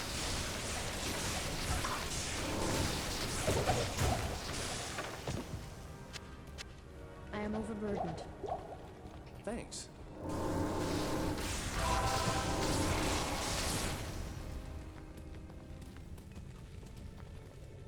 Waiting. Okay, now he's dead.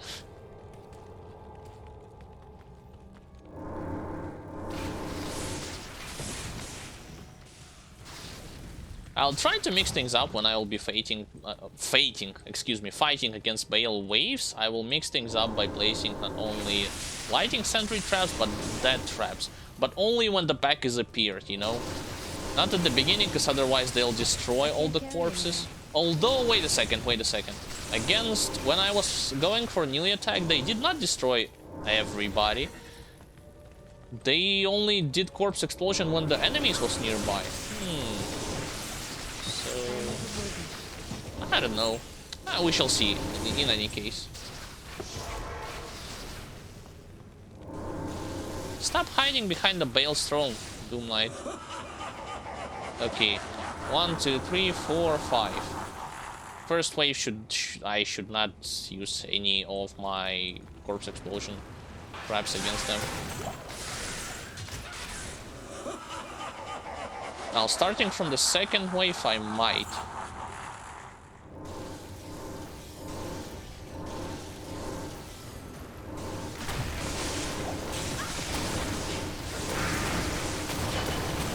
Ah, stone skin. That's why corpse explosion didn't do that big of a damage.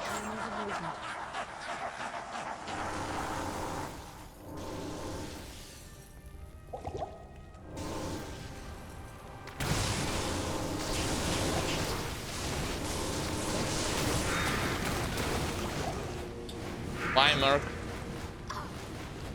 Wait, what? And who survived? Oh, no. Nobody survived. Okay. Fine, I'll do it myself.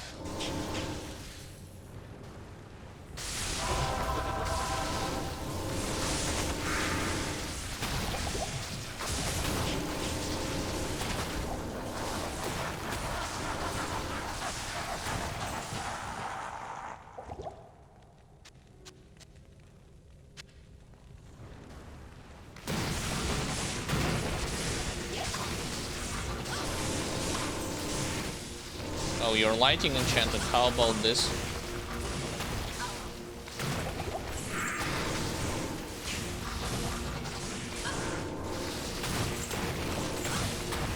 Got him.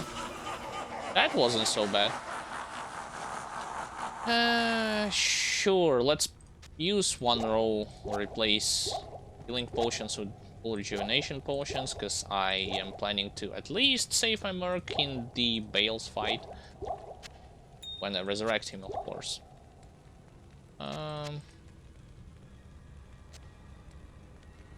Yeah, I have enough resources. I just need to bring my Merc back.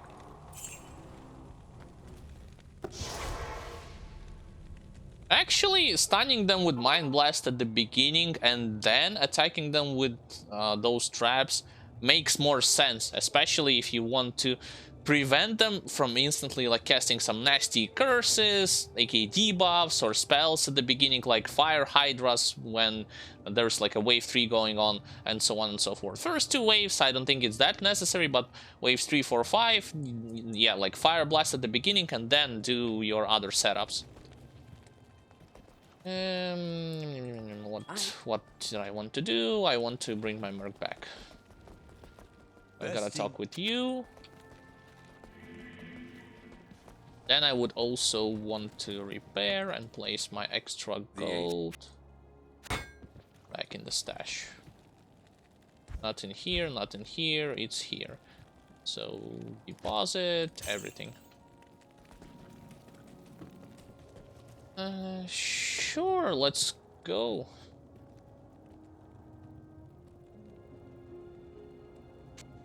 Let's actually fill the third row too with full rejuvenation potions before the fight against Bale.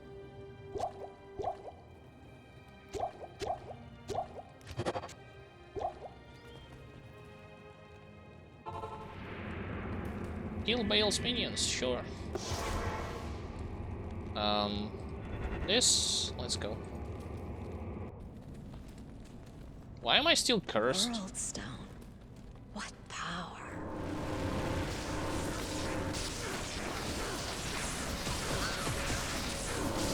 We cannot be frozen, so...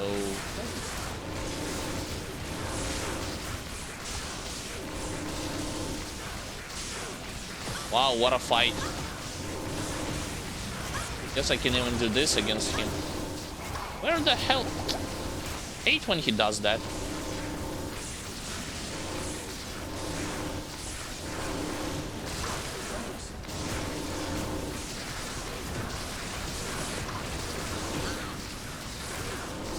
Got him.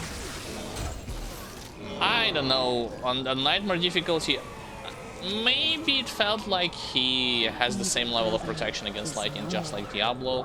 But the kill speed was way faster because he was just standing there and taking all the hits, all the blows from those traps.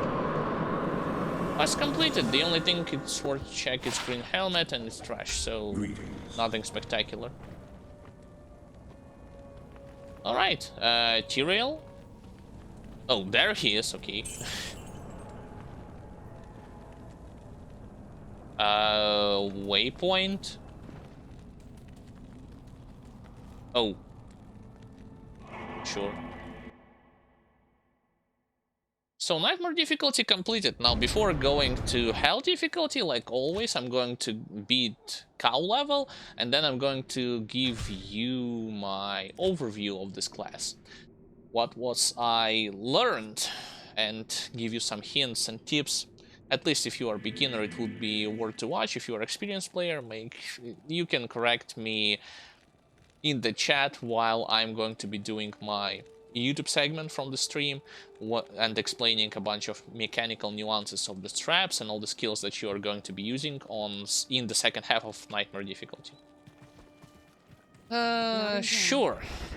Cow level. This. Might as well get rid of those skulls that I have collected before.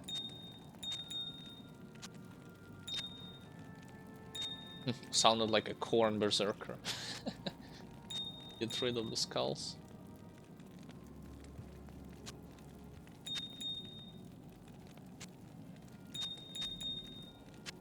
Alright. And soul room. Sure.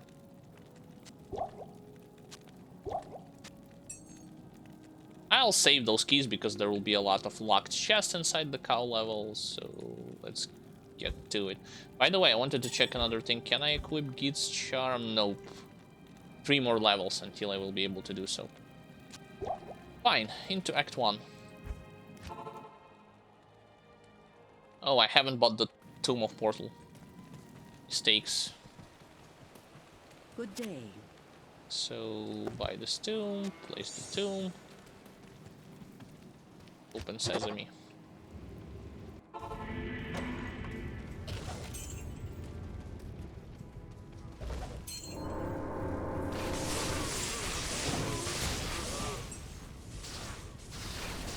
Oh, there's already an elite champion.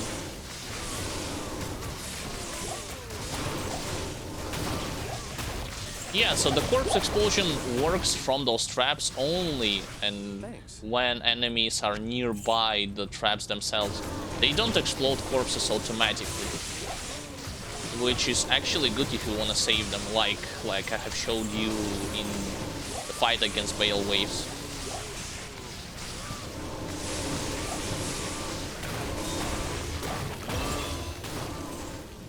What the? Oh, okay, I guess they died from chain lightning. Yeah. Keep pumping this damage.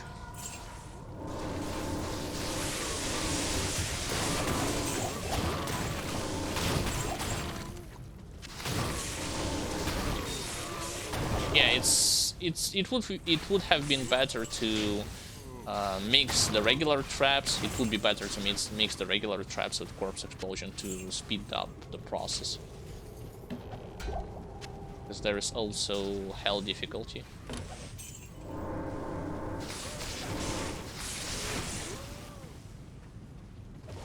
Like always, those cows are staggered easily, and I don't see this character struggles against them, even on a hell mode.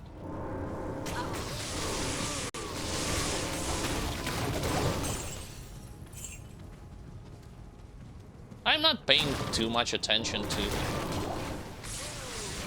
Did I place here any dead sentry traps?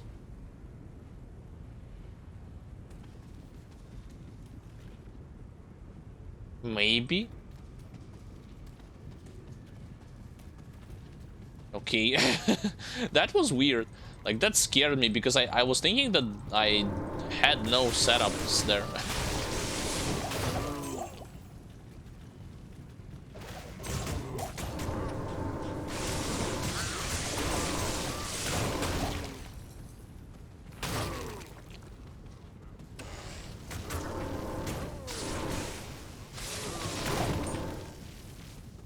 A small charm. It's worth it to check those small charms, but I had no luck finding something useful out of them yet.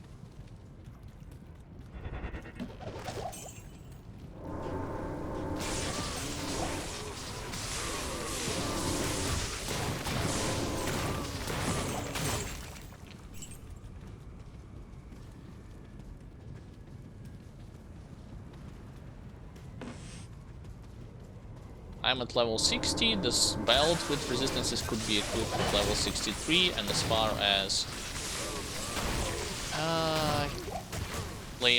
No, it's actually Lay on Hands gloves could be equipped at level 63, the belt could be equipped only at level 65.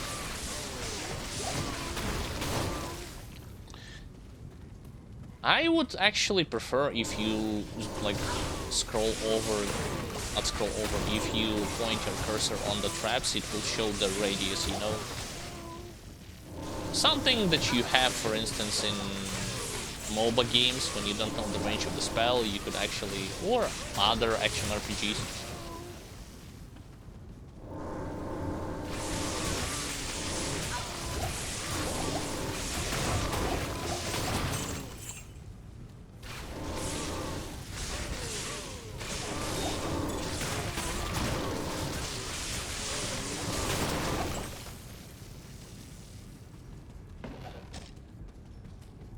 I haven't seen anything useful from them outside of maybe just, I mean, outside of some gems and bases that are dropping on Nightmare difficulty. Obviously, they are not going to be as valuable for you in comparison to Hell mode bases for items, I mean, rune wards.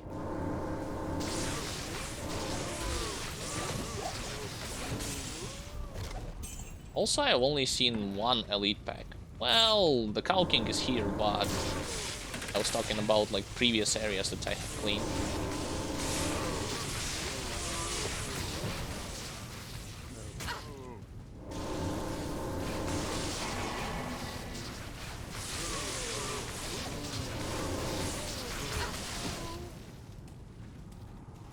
Please stop teleporting me around, let me actually move.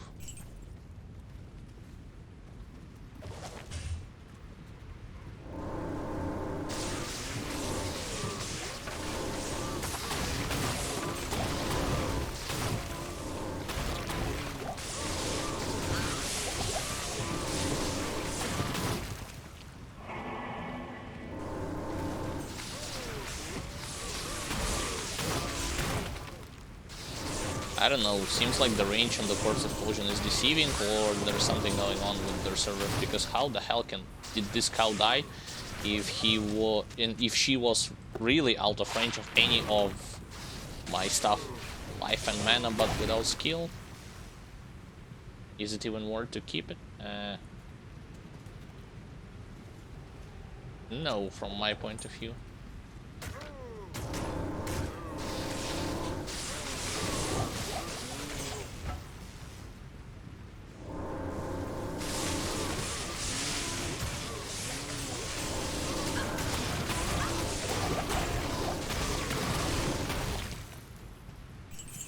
Okay, got him.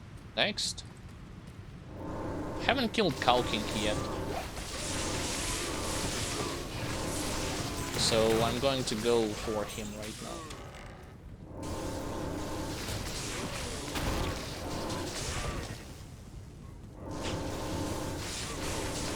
There he is. Oh, he's immune to light. Got it. But he's not immune to physical damage. At least when it comes to Nightmare difficulty.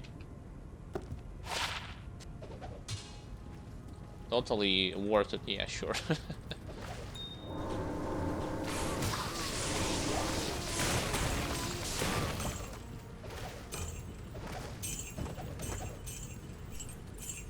Gold and nothing else.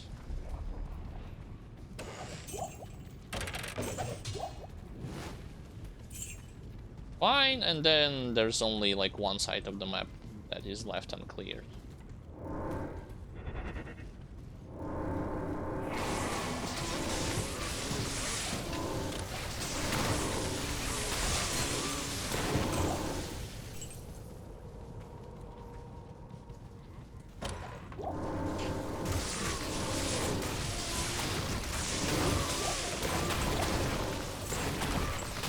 See, how can they die like that far away? Apparently, those traps sometimes can explode corpses from far, like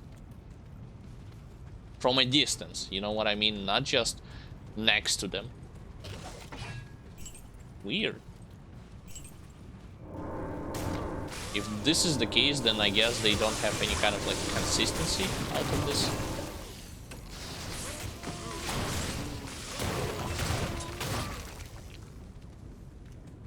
Mind of their own. No, I don't want the superior chainmail, so you can have it back. I got it. Cleared the cow level on nightmare difficulty, so yeah, let's get back to Act 1. Portal was open there.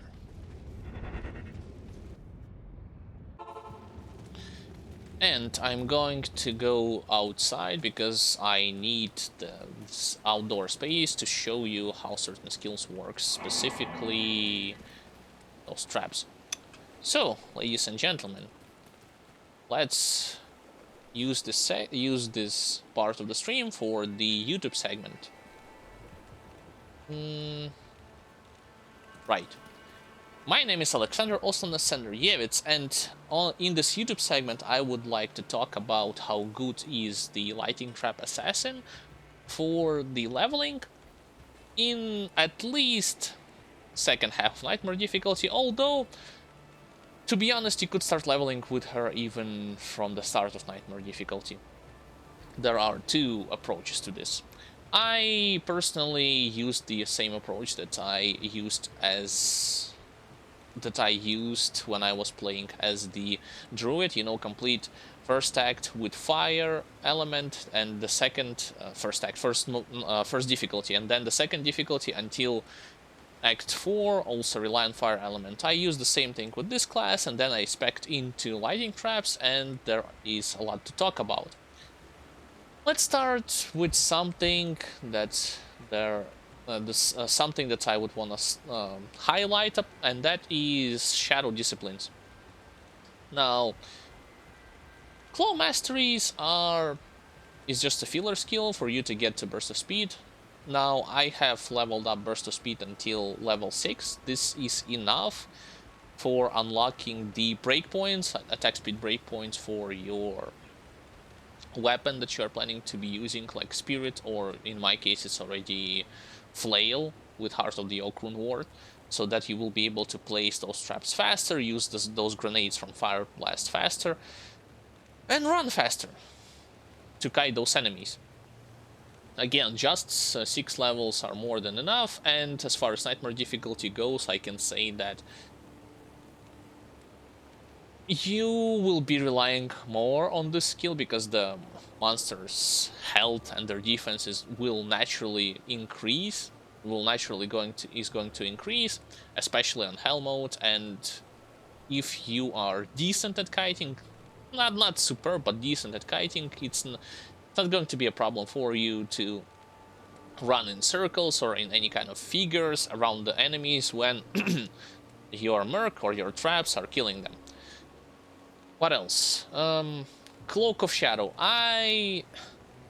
Psychic Hammer is just a filler skill to get to Cloak of Shadow and then later to the Mind Blast. I did not understood the importance of the Cloak of Shadows yet. Yeah, I see the benefit, like, because it blinds the enemies, like lowering their defense, and it also boosts up your own defense. But to be honest, I haven't seen any visual representation, a visual hint that I could rely upon when I was using this skill only. Like, I was using the skill only against tag bosses, and it did not work against Diablo, it did not work against Bale. Maybe it doesn't work against bosses, maybe it only works against regular enemies, but I don't see that much of... I don't see why you would want to use this skill, because you're already killing enemies so fast with your traps, and maybe if you encounter like lighting immune monsters and you want to use Fire Blast in combination with Cloak of Shadow, the importance and the benefits of the skill is going to be more significant. But as of right now, I have not used this skill too many times or too often, and I don't see that much of a benefit out of it. Like, sure, you select it, you cast it, and that's, yeah, the defense increases there, but unfortunately I don't see, like, I can show it to you immediately what I'm talking about. So let's find the enemy. Those are the enemies. Cloak of Shadow. I see this hint on top of them, yeah, like this smoke, but in the midst of the battle, it's easy to confuse them with other special effects, you know, with your lighting traps are being fired, with other curses, with other things. I wish though this kind of special effect would have been more visually distinguishable. And as far as those benefits goes, I don't think it's that much. I don't think it's that great of a skill, at least for Nightmare difficulty. Maybe on Hell, like I've said, it will be more. I will find more usage out of this, but as of right now, I am not benefiting by having the skill. Mind Blast. Mind Blast, I already see the greatness behind this skill. This allows you to stun and or control those enemies that you are using this skill against. It's great because you can spam it. Doesn't have any kind of cooldown. Another thing that is great, it's also works in an area of effect, which is super helpful not only for saving yourself but also for saving your merc from those nasty enemies that tends to surround them. You just spam this thing and then you switch to your offensive spells, and with the help of them you kill somebody or something that attacks you or your merc. This has both the great visual representation of the skill itself, visual hint that you can rely upon, and sound effect too. When you control the enemies, it goes like this, like oh, and you can see the sign of like the confusing sign, which for some reason looks like a tornado, but who cares? Like this Mind Blast, it's really great, and you most certainly will be using it even on Nightmare, starting from Nightmare difficulty, and on Hell for sure. Otherwise, you'll be having a very hard time, at least when you are leveling, to save yourself if you are surrounded, or save your merc if he is surrounded. Because sometimes the sheer damage alone will not be enough, from my point of view. And it's good for crowd control, it's good for escaping dangerous situations. It's pretty. I like the. Okay, I guess my merc killed somebody. It's good for a lot of those situations, and I have nothing negative to say about the skill. Actually, like, returning back to the Cloak of Shadows, it's not that this skill, it's not that I could say something negative about it, it's just that on Nightmare difficulty, I don't see the reason why you want to use Cloak of Shadows. That's pretty much the whole point. Whereas Mind Blast will be useful all the time, like, literally whenever you unlock it, all the way up until the end, when you are farming, especially when you don't have beast gear, when you're leveling, and so on and so forth. What can I say? Well, I guess let's switch to the traps. Fire Blast. Fire Blast on Nightmare I had find its usefulness only when I fought against rare occurrence of against some rare groups of enemies with lighting immune. That's pretty much it. Now on Hell difficulty, things will definitely change. There will be a lot more enemies with lighting immune, so I will use the skill more. I already covered in depth this skill and its mechanics in my first part of the video. If you haven't check it out, you can check this video on my YouTube channel, when I did the overview guide about the Fire Trap Assassin. But just to make things short, this skill allows you to attack enemies from the greater distance. So let's say you're standing on one end of the screen, you can throw it like this. You can throw those grenades. It's not a trap, it's grenades. You can throw them over the obstacles, you can throw them over the water, over chasms. You can also throw them in such a way, like in a line in front of the enemies, like let's say melee guys charging towards you, you want to hit them. They have extra fast, but you are certain that you can hit them. You can do the line, like throw the line like this, and they are going to explode. because like there's a short delay when the grenades hits the ground before it's going to explode. And as far as the nightmare difficulty goes, once again, for nightmare difficulty, this skill is mostly a filler for you to be able to go towards your main offensive lighting trap skills.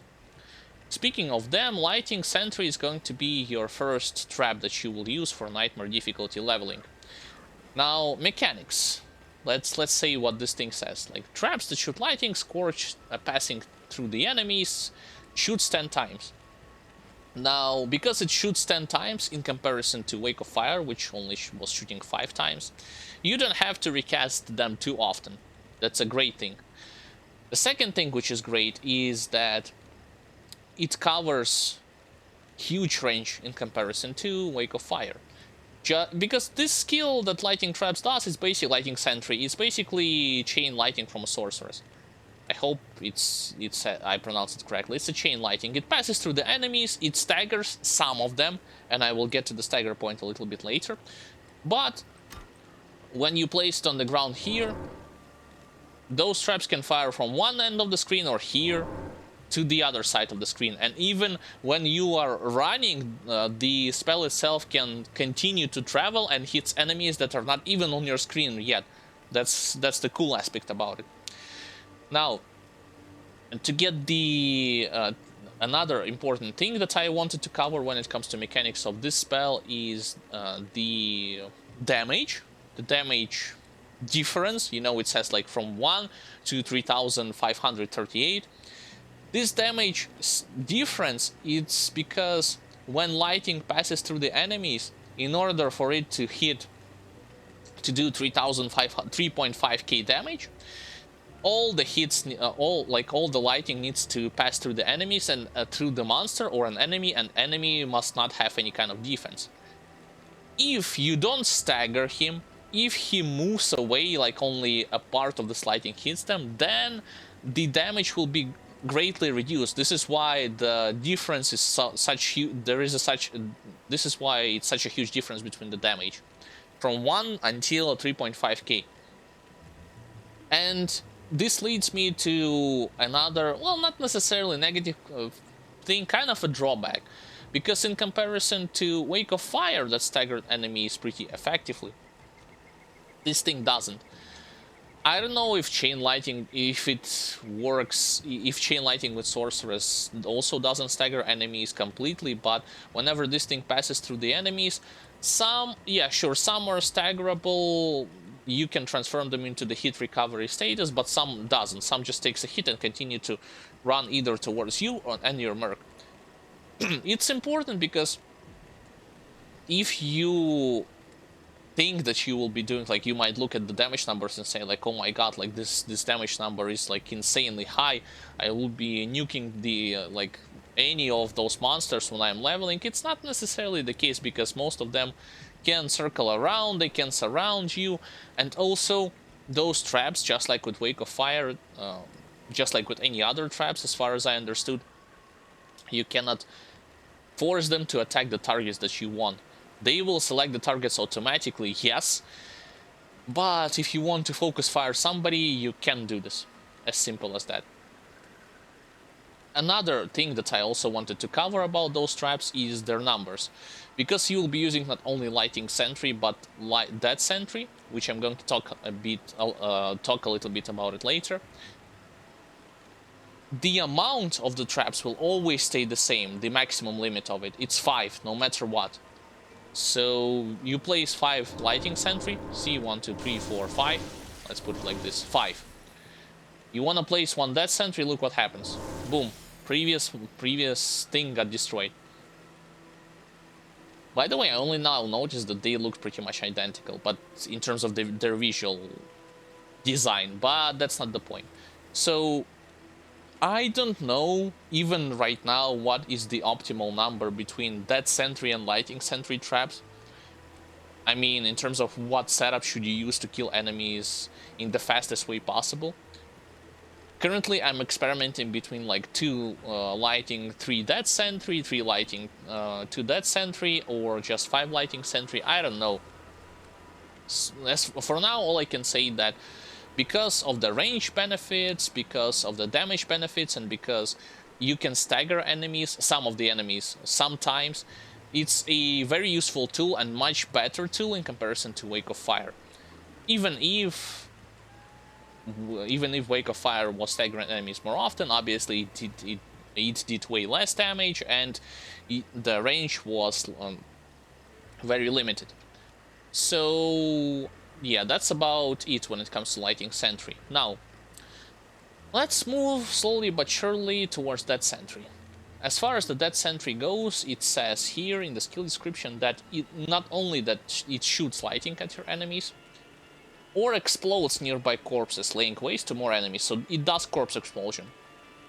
The damage of this corpse explosion is way less. Well, it's less in comparison to the Necromancer's corpse explosion. Necro does like from 100 to 120 or 140%. This says that it does from 40 to 80%. It is still a very useful tool, like you can count it as your secondary offensive skill that you will be using if you want to bypass lighting immune and there are corpses, and you can use that sentry to kill those lighting immune enemies by corpse explosion. Now, this trap also fires lighting, but the damage that it does with lighting that sentry, it's obviously way less in comparison to lighting sentry. Even though your skill could be fully maxed out, the damage is way less. Also, another important thing with that sentry, if there are corpses around you or around the trap, it will not shoot lighting. If there's a battle going on, there's a living enemy, and you place the dead sentry, it will always prioritize doing this corpse explosion over just shooting lighting at the enemies. It's good, like in my point of view, it's good, but in some situations, you know, I haven't gotten into the hell difficulty yet, but maybe if there is an enemy which is both like physical, which has both like physical immune and lighting immune stuff, maybe you don't want to explode corpses yet, maybe you just want to ignore it, but I still wanted to talk about this aspect. So if you want to save corpses for future fights, you can do this, because another important feature with that sentry skill is that it will only going to perform corpse explosion when it sees the enemies approaching its position. So if you are worried about, like, let's say you're farming Bale waves that I am going to just accidentally explode all the corpses, it won't going to happen. Corpse explosion will only happen once the enemies are approaching the position of the dead sentry traps. That's it. Otherwise, you can place all 5 of them on the pile of corpses and nothing will happen at all, unless there's an enemy nearby. What else? I covered already this. Lighting Sentry also it receives benefits when it comes to damage from Shockwave, from Charged Bolt Sentry, which is this spell, and from that Sentry, which is why I'm maxing them out. And yeah, I think that's pretty much it. All the other skills, I mean, Shockwave and Charged Bolt Sentry, even though they're there, they are just filler skills. Their sole purpose is to boost the damage of your lighting sentry and slightly of your dead sentry. That's pretty much it. Nothing in martial arts as always, and yeah, that's pretty much the whole skill setup. I think I covered it in as much details as I could, at least with such a limited experience that I have, only playing through the Act 4 and Act 5 and cow level on Nightmare difficulty with the Lighting Trap Assassin. Obviously, I missed but maybe I have missed something, and more experienced players with Lighting Trap with this class could actually say or correct it, could actually say what I missed or corrected me if I'd made some mistakes when it comes to explaining those nuances that I covered. But I think it's pretty much it. I haven't missed anything important. I covered everything about traps. I covered everything about shadow disciplines. Yeah. And as in the overview about what do I think of this particular style, archetype and gameplay with this class, I like it from an offensive standpoint. I like it better than Druid because I am not a close range caster. I can kite effectively. My kiting skills allow me to escape a lot of dangerous situations and maneuver around various threats, as well as I enjoy controlling those hordes of monsters with Mind Blast, thus allowing me to survive, allowing my merc to survive better, and also break through some break from some kind of like some kind of ambushes, or when enemies are surrounding me. Because in comparison to the druid, the only thing that you could like, you could do this with other characters too, but as when it comes to druid, it's like you are close range caster. Yes, you have damage absorption, but it only works against magical attacks, and for the most part you have to stay close to the enemies and hit them. With this class, it's easier to play safe. Maybe, of course, it's not so easy as Bone Necro, has like Bone Prison and Bone Wall, but it's much safer in comparison to the Druid because your traps... Oh, I have forgotten to talk about the aspect of the Lighting Sentry trap, is that Lighting Sentry doesn't shoot... It doesn't allow you to shoot through the huge obstacles like rivers or chasms. The lighting is going to disappear when it's going to hit this obstacle. So, but you can still place those traps over those obstacles if the game will allow you to do so. In some cases it allows you to do so, in some cases it doesn't. So you can experiment and find the ideal range where you can create those traps and set up those scenarios where you can demolish some enemies even before they get to you. So yeah, that's going to be it when it comes to the overview. One thing I will say that in this overview, just like in the previous overviews that I have done, I only talk about the mechanical nuances of the skills and skills themselves in general. I'm not analyzing the leveling process from the standpoint of a player has a gear or a player has not the gear, because if you have noticed, I haven't talked about any of my gear pieces at all. You could have I did this on purpose because if a person watches this, he may not have anything. He may just started playing this game and he just wants to know how those skills are functioning, rather than, oh, I have like this, how it's going to impact. No, I don't cover this in my overview. If you want me to cover such things as well, make sure to leave a comment about this in the comment section when I'm going to upload this video to YouTube. And as a final words, what do I think about this class? Is it good for leveling on Nightmare and on Hell difficulty? On Nightmare difficulty from the second half? I think it's not only. I think it's a very good choice, especially if you like safety, if you like kiting enemies around, controlling those hordes with Mind Blast, if you also enjoy setting up like those big those scenarios where you could output great amount of damage, this is going to be a great choice for you. And if you also enjoy the lighting element as a whole, because there's from my point of view, this is a good competition between like this class, between Lighting Chavazon and between Lighting Sorceress. And when it comes to gear dependency, even though I didn't cover it, I'd say that from my point of view, this Lighting Trap Assassin is not so gear dependent compared to those two previous classes, Lighting Chavazon and Lighting Sorc. But yeah, guys, this is going to be it when it comes to giving you my overview of this class. Once again, my name was Alexander, also known as Sandrjevits, and feel free to leave your comments in the comment section when this video is going to be uploaded to YouTube. What do you think about Lighting Trap Assassin?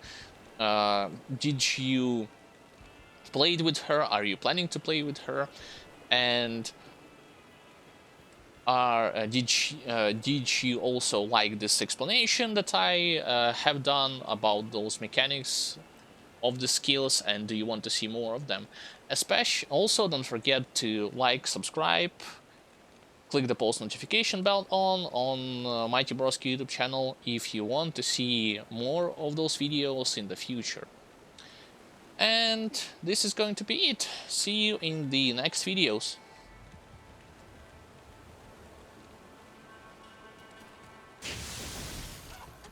Now, as for me, I'm going to play a little bit on hell difficulty with this class just to see how things would unravel.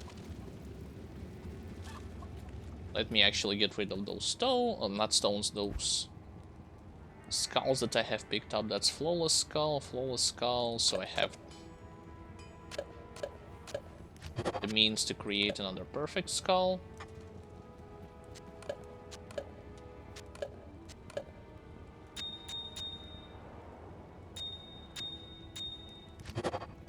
Amethyst.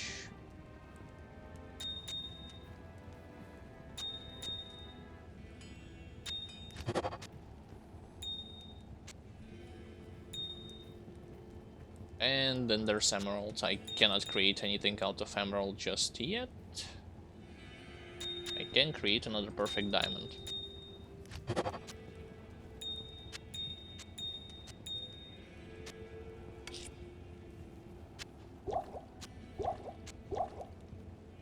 $65, $63.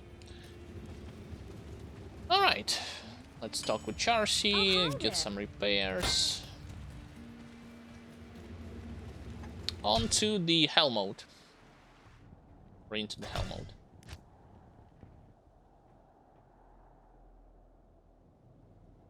Good day. Buff myself with burst of speed. Is the same exit. Well,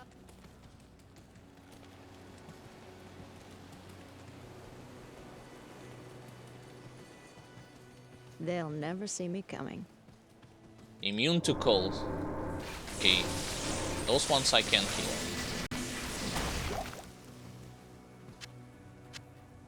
Might as well start collecting those greater healing potions because I don't have many of them in my inventory. Too many of them. It's a dead end. I should have followed the main road.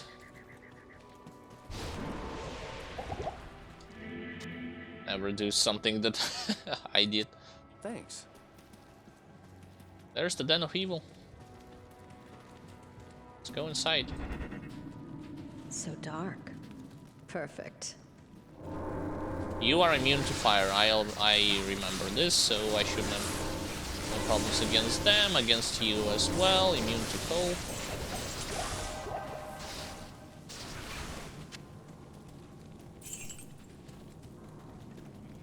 Like I've said, first attack should not be the problem. Sure, there will be some lightning immune enemies, especially ghosts, when I get to the Black Tower. But not at the beginning and not that many, not that large quantity. Stop rezzing them.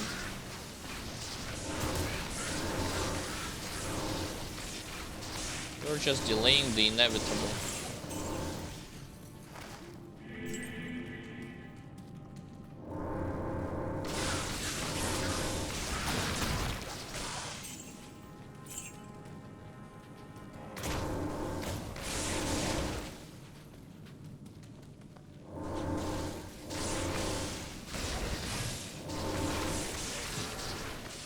Yeah, my fire resistance is trash at the moment, but Lay on Hands Gloves is going to fix this issue, as well as Belt that I will equip later on.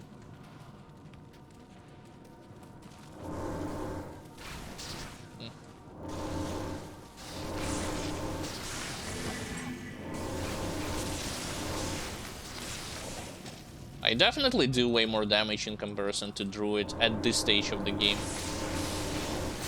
Comparison to the Wind Druid, of course. Okay, this guy did not have double immunities, because the first thing that I had spotted when I got here with Tornado Druid is that the zombie rolled with both physical immune and cold immune, which is definitely a bad roll. Okay, got them all. Not too bad. The rogue's test is done.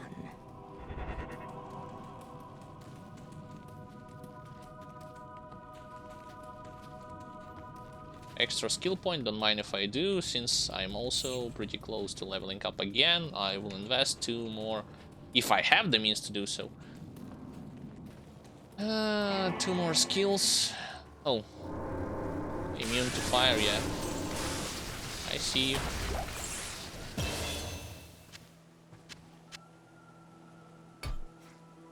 I cannot put anything in the shock trap. I can put... wait. And I thought I maxed it out. Apparently not the case. Feels bad. Oh. Magic resistant. 1 minion goes down.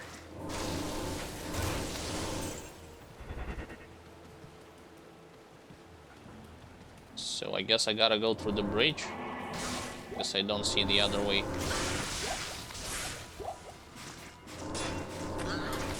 By the way, do not underestimate those guys. They actually hurt a lot on hell difficulty. Especially in Act 5. Like, Act 1, it's manageable, I would say. But Act 5, they hit like a truck. Yeah, I should have ran over the bridge.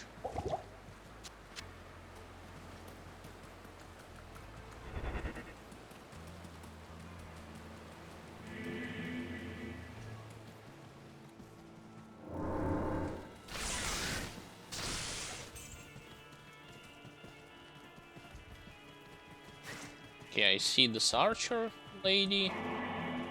Maybe I'll... nah, let's actually just get to the next area. Another mana recharge. Sure.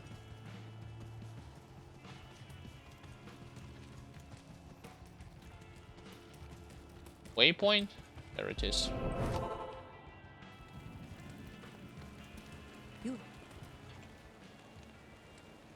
Can't put anything into Shockweb. Already maxed out everything else now. It's a dilemma.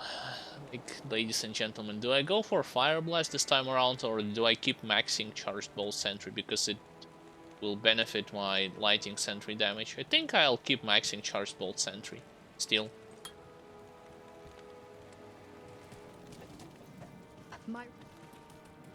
Quest completed.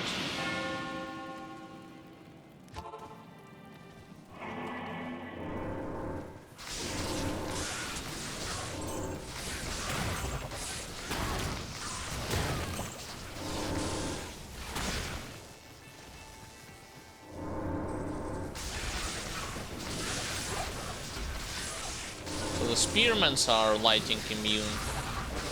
Spearwoman, excuse me.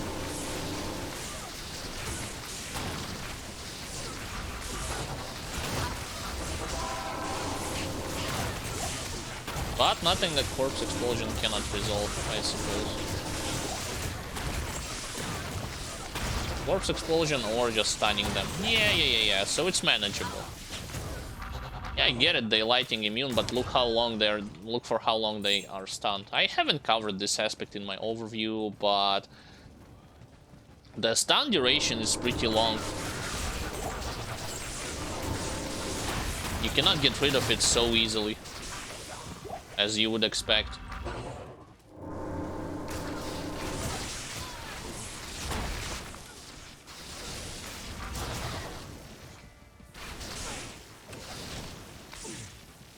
Feels bad that they are only like white monsters and not elite ones.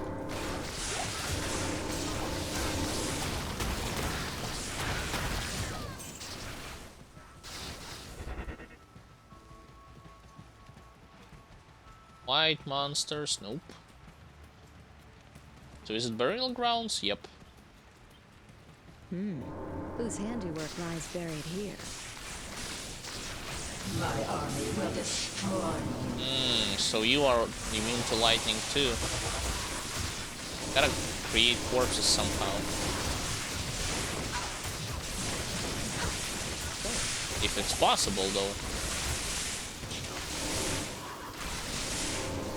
Okay, my Merc is almost died.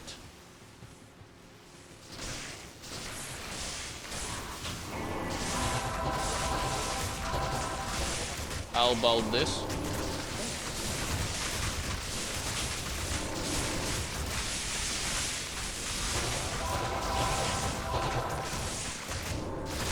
I don't even see Blood Raven.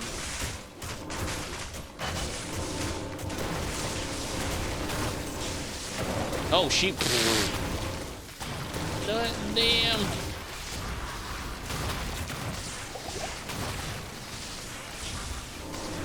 She wasn't lighting immune, it's just those guys were lighting immune. She had some protection against lighting, that's pretty much it. Do we go into Mausoleum? Yeah, I'd say we go into Mausoleum too. What I kill stays dead.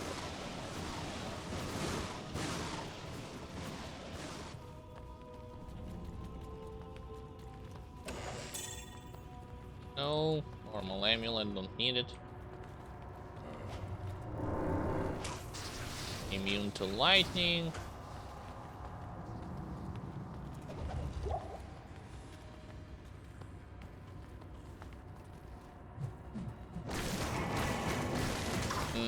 No, we don't go into Mausoleum. Too many lightning immune enemies. Yeah, that's what I was talking about when it comes to should I or should I not maxed out Fire Blast to deal specifically with this situation?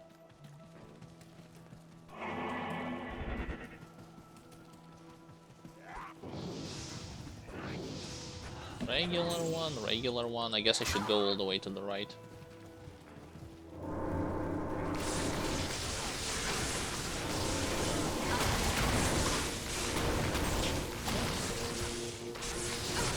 Oh, so you're immune to lightning too.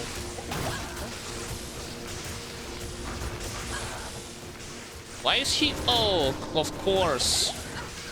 So he's stuck all the way there.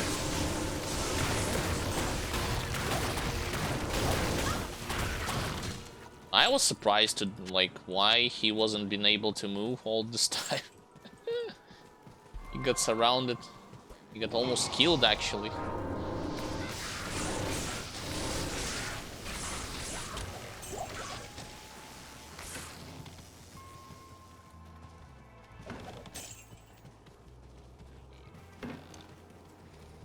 So many shamans I don't see the elite one. Stony Field, looking for a Kanishu, looking for a waypoint, and that's pretty much it.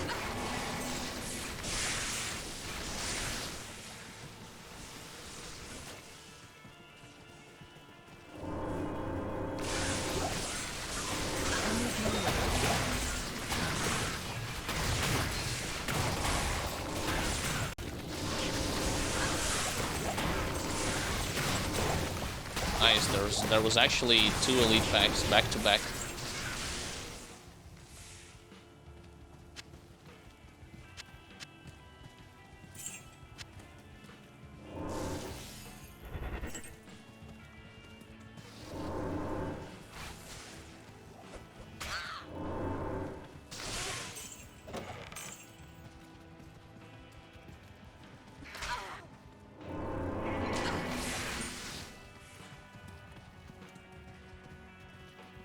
Some of them are demons, so I suppose my skills would receive some benefit on whenever I'm going to equip Lay on Hands gloves.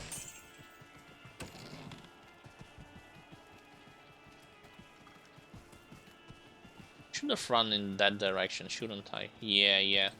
That end. Just some foul crow nest, and that's pretty much it. Oh, but a waypoint is here.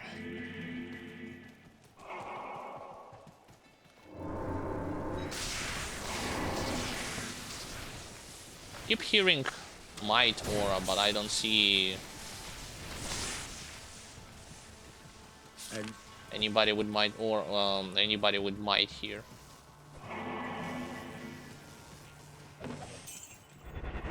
Interesting. Oh, it's not a might. Sorry, I confused might with insight from my own merc. Experience shrine, sure.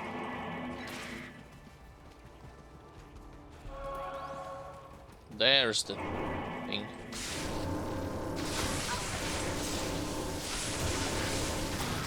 These stones hold an ancient power. Did we kill Drakanishu? No.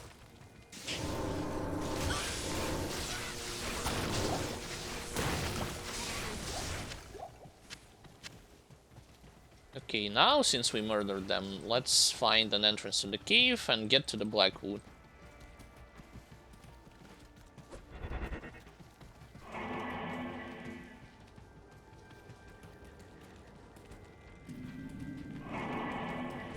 I need mana. That's what I was talking about previously. I can easily outrun my merc in terms of movement speed and get myself into the hazardous situation where I will be surrounded. So I need, like, if this thing keeps happening, I just need to quickly switch to the Mind Blast and kill them.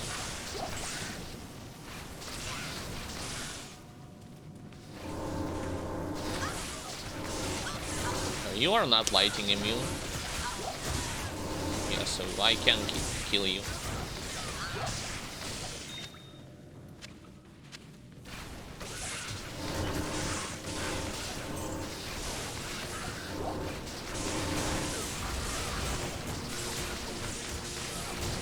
They are lighting immune, but who cares? Because they're stunned and then they are dead.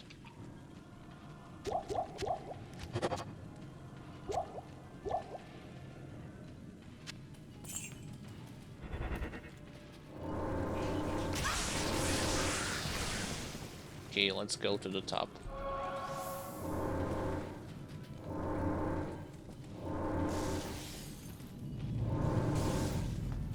I'm placing the traps preemptively because I'm expecting, well, situations like this.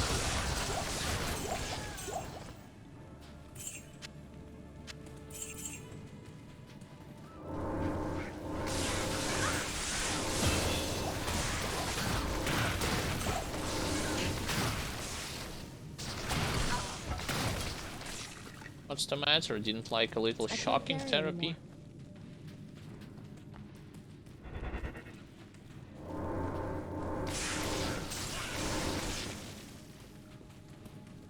Hopefully I'm going in the right direction.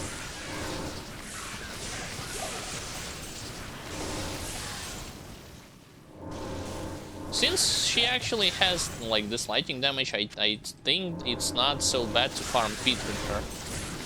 I just have to have a lot of MF. That was pointless. Guess it was a dead end after all.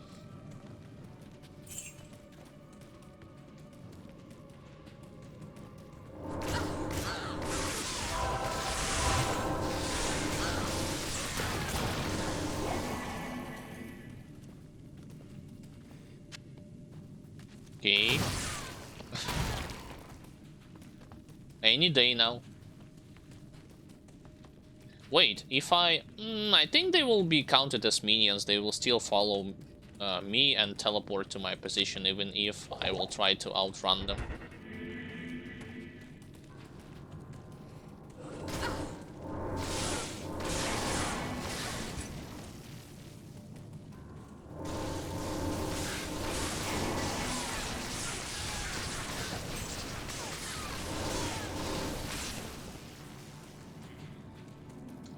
That's the level 2 pathway.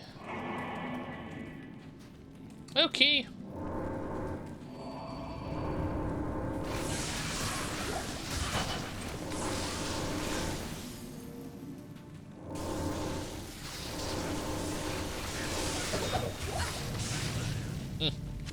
Kill delete.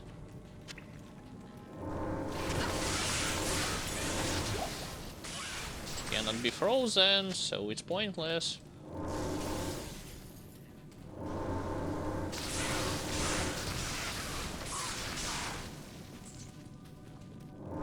That's the weirdest level too in this pathway. Isn't it supposed to... Oh, it's in the pit where there's the stairs. Okay, okay. I confused the pit with underground passage, because I was thinking there should have been stairs that leads downwards.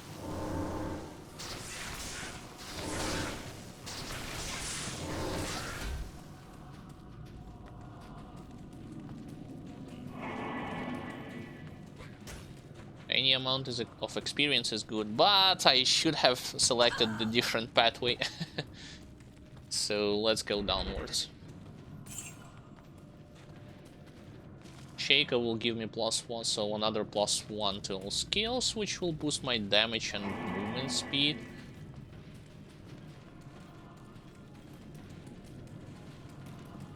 I don't know what's the ideal gloves for her. Lay on. I'm thinking about lay on hands gloves simply because of the fact that it gives attack speed, you know.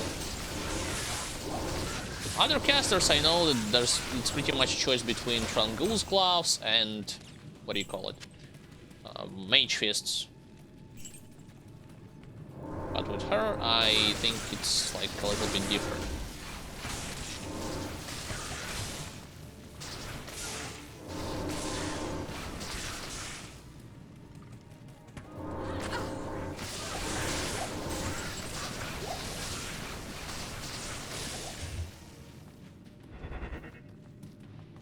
Don't mind me, just almost, yeah, not almost, fully cleared underground passage for no reason. Elite? No, champions. No, they are not lighting immune too. It's actually make things a lot easier for me. I can't carry anymore. I'll pick the sword rune, just in case. Okay, I gotta find a waypoint. It's stupid tree. Kill elite pack near it.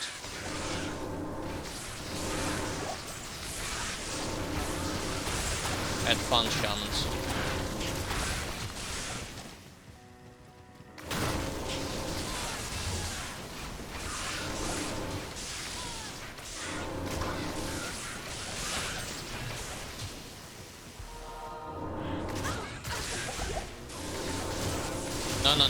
No, don't touch my mark. It's my mark. I can't carry anymore. There, hands off.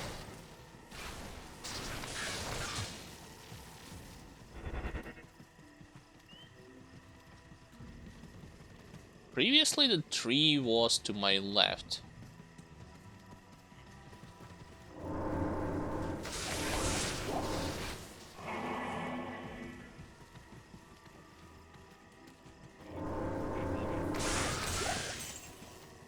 This is already leads to the Black Tower.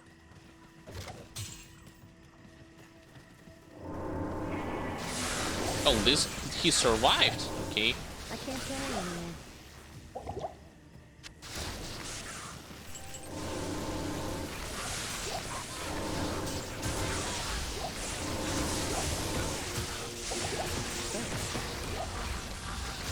She had the conviction aura, according to the sound.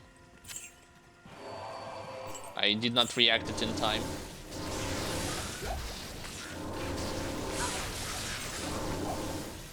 I can't carry anymore. I love when there's a lot of elite monsters here that you could actually kill.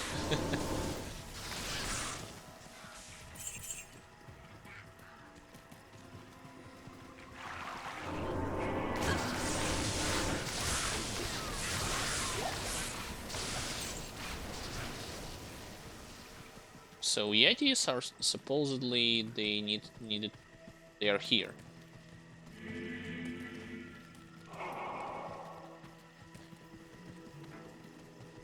Mortal Shrine, sure.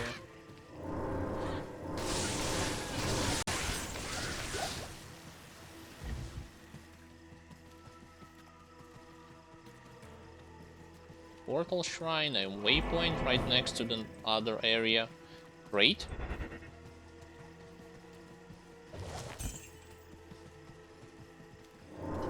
telling you, like, the main problems with those lighting immunes will start in Act 3.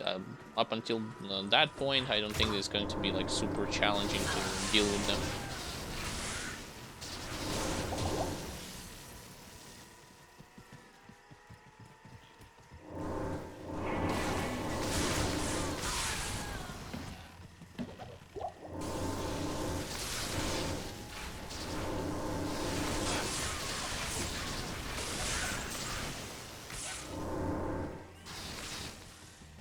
Seriously, where are all those Yetis? And the tree itself? Come on. There they are.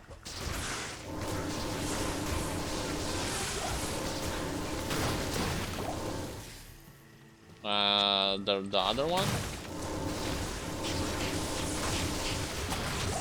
Okay. I can't carry anymore. How has this tree escaped corruption? I shouldn't have used regular potion, okay. Mistakes. Main thing that we got him, and I also want to open a waypoint in the next area before I'm going to get to the Black Tower. Actually, no, it doesn't really matter because the waypoint is literally nearby. Oh. This was completed.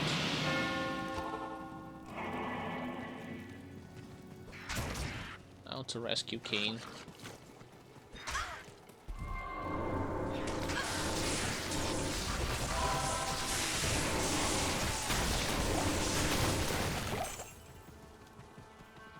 I wish I could say the same as Necro, like all I need is one corpse, but, you know, I already talked about it, that corpse explosion is not so powerful. And one corpse explosion, typically it's not enough to finish all of them. Tristram, the first to fall to Diablo's wrath.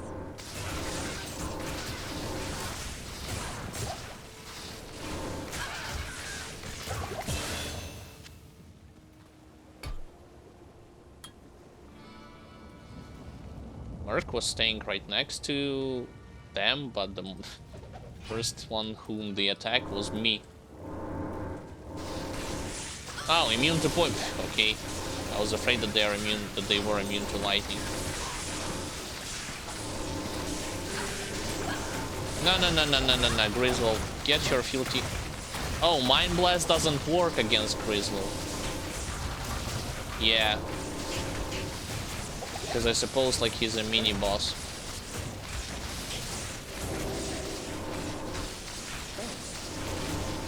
Well, I'm still going to finish him off, but it's good to know.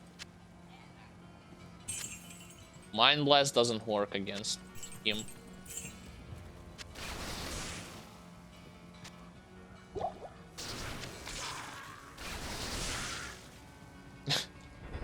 Poor shaman. I accidentally stepped right into my trap.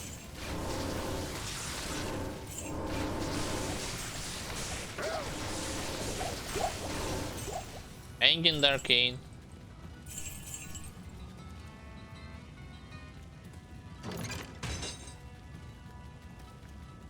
Kane, go to the rogue camp.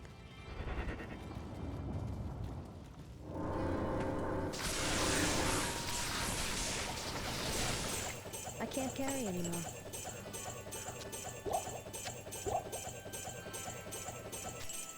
Just came here for the words, like. Sorry, Kane, nothing personal.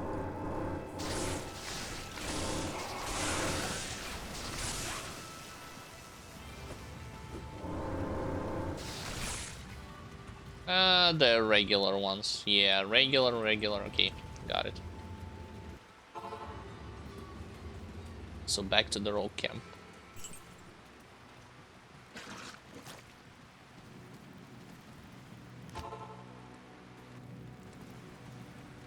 Talk with you. Then talk with you.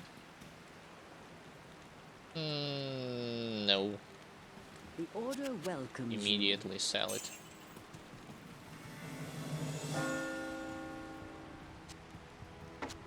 Place it here and keep going. Hi, when I... Okay, to the tower next.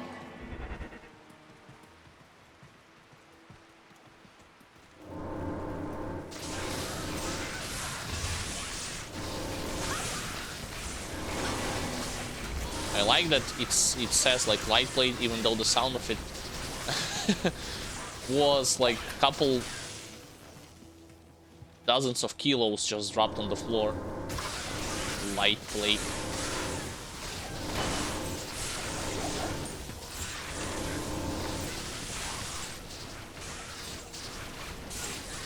First time I see my merc actually having the same level as me. Or to strength, no.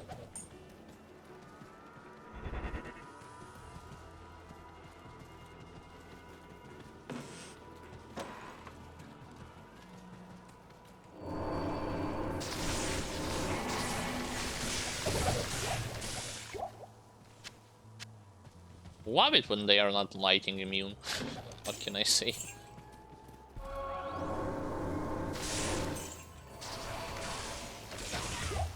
Okay. That's what I was talking about when I covered this mechanic of lighting being shot at one side of the screen, then it flew to the other side of the screen. I haven't seen that this elite shaman was even standing out there.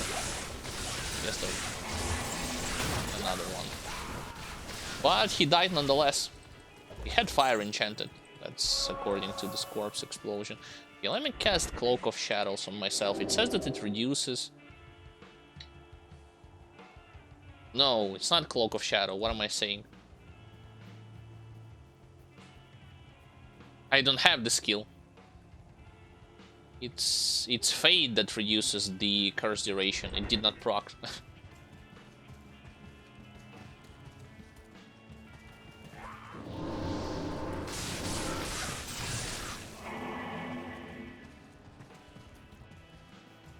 Okay, I don't see a tower. I see champion archers under that.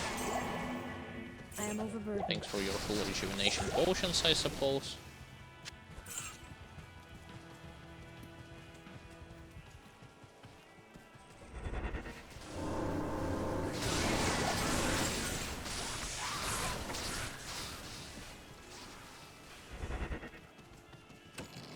That's the tower.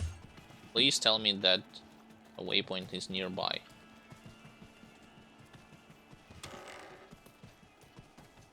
Wait, why do I even need a waypoint since I'm planning to go into Tamoe Highlands right after I am finished with the tower? It doesn't really make any sense to ask for a waypoint.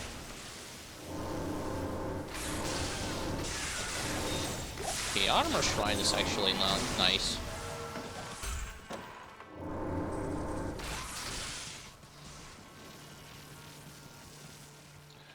Alright, so shall it be. Let's get to the tower. Oh, who would want to remember this place? Huh? I didn't mean to open quest journal. Oh, they are immune to lighting, so screw them.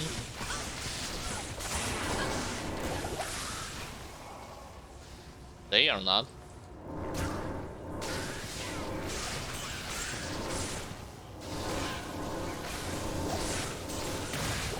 Your conviction aura will not save you.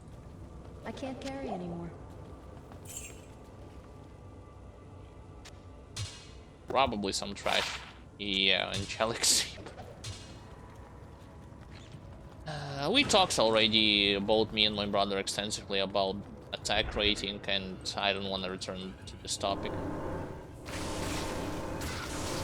time. Immune to physical. I guess there was a lot of corpses there.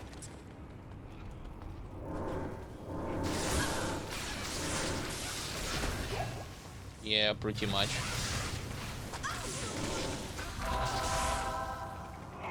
Chill.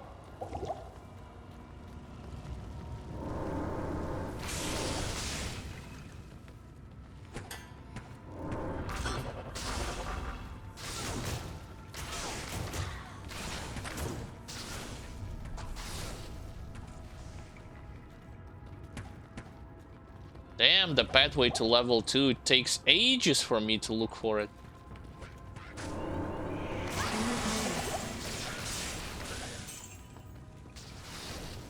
So it was to the left. Okay.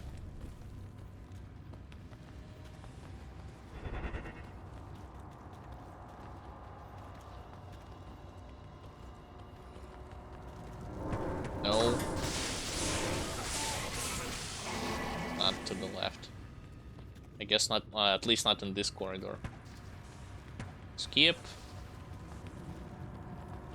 Thanks.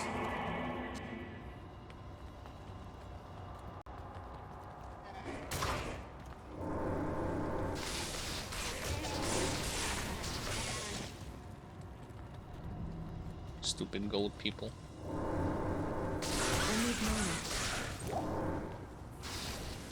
Wait a second, I'm at level 63. I should have been using lay on hands gloves already. Mistakes. Let's fix it. Yep, there they are. Going to place this here. At least my fire resistance had become better.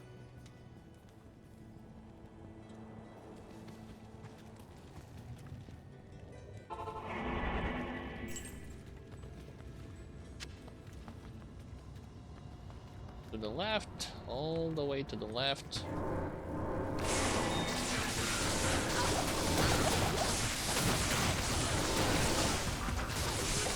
Damn it. I didn't manage to save my merc in time. Okay. Try number 2.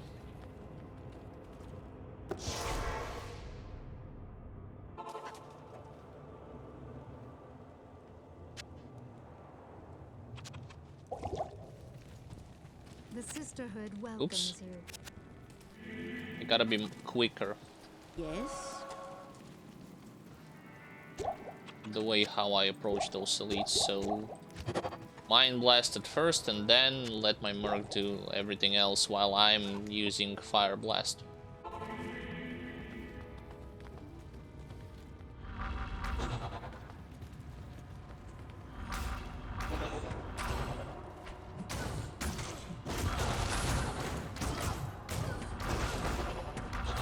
Strange.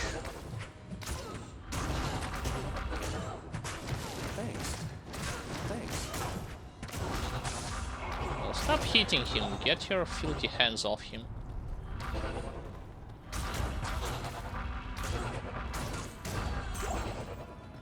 There we go.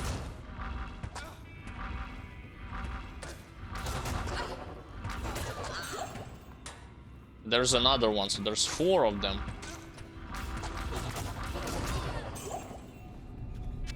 Also, I didn't help him in the slightest. I was just staying there and let him do all the damage for me. Fine.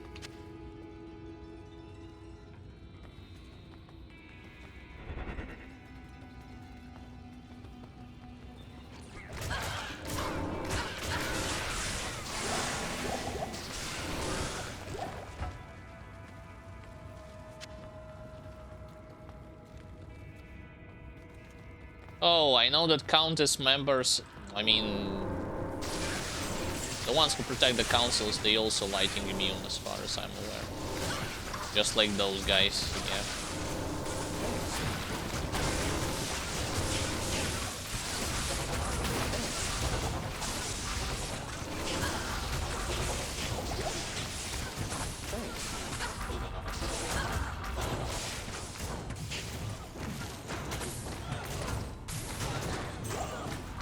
Nah, my damage of Fire Blast is not enough to get through their health pool. It's very weak. That's why also my merc had died. Yes? Hello. I don't know why I keep running to Akara for no reason.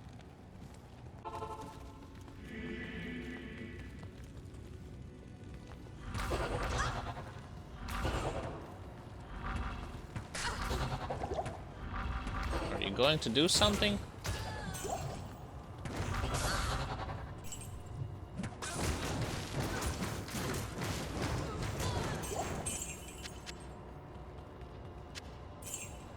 Okay.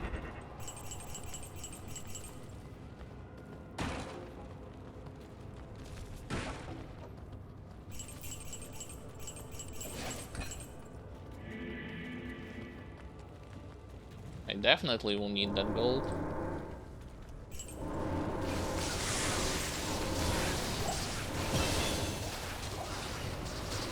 Again, I killed Countess even before she had done anything.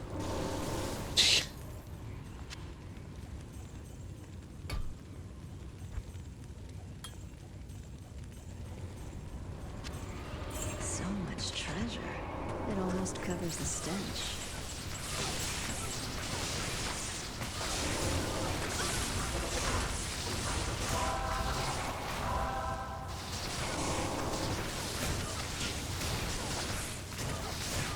Then there's an elite pack over there with my Aura in the right corridor.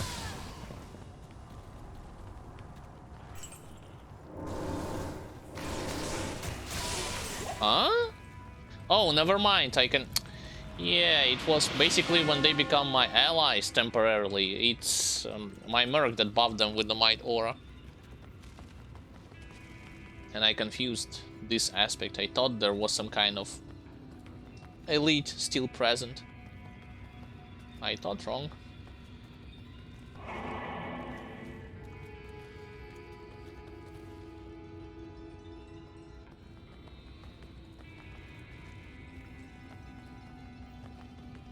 So at 65, I am equipping that belt, which gives me stats and resistances.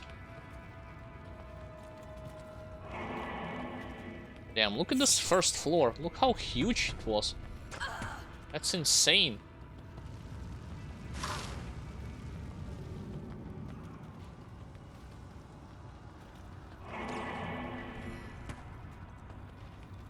Luckily, my burst of speed allows me to quickly run from one point to another without having that much of an issue.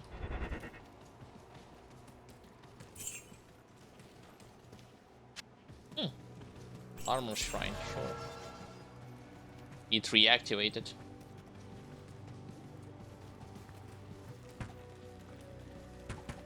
A waypoint? Nope. I thought the storage light was a sign that there's a waypoint nearby.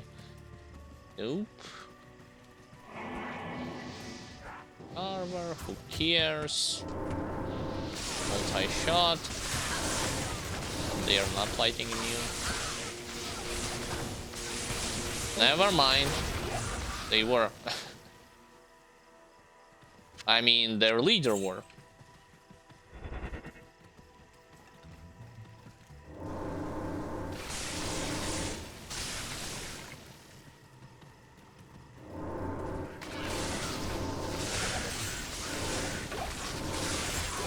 I can't carry anymore.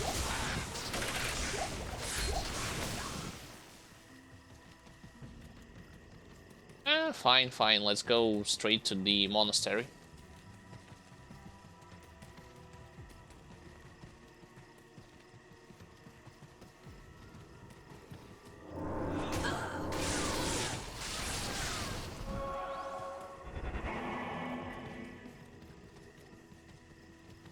No, I take that back because I also wanted to get inside the pit.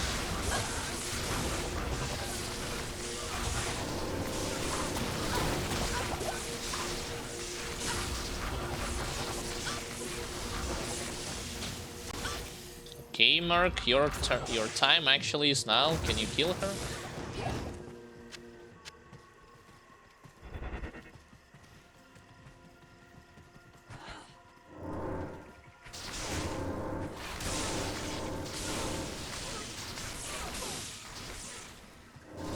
Darkstalkers are not immune to lighting. Oh, another one. Okay.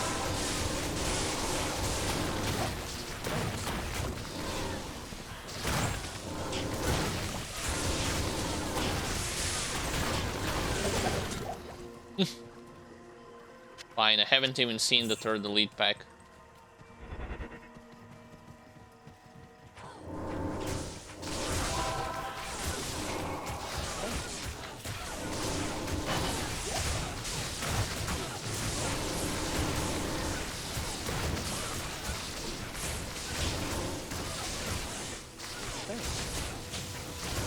What's the Oh! There's a stone skin too. No, magic resistant extra fast, so... Why... I can't carry anymore. He was having such a hard time killing him. Strange.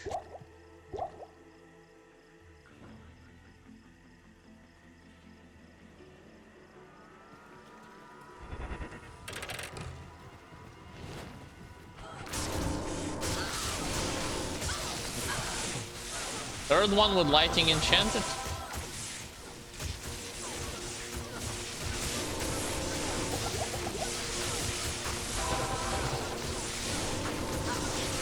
I'm trying to create some corpses, but it doesn't really work. Yeah, it's better to just ignore them. Just ignore them and run straight into the monastery. So let's actually do this.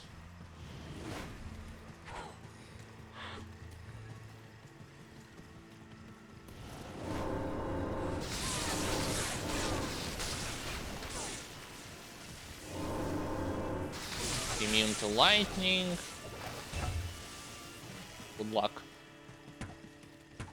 Such corruption in this place. And other ones with immunity to lightning.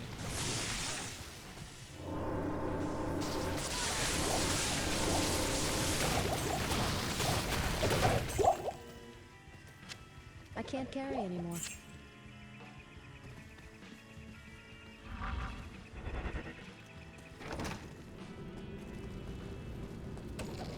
Okay. Let me open up a waypoint here.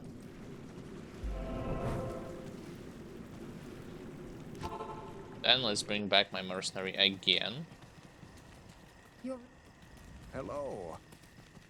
greetings.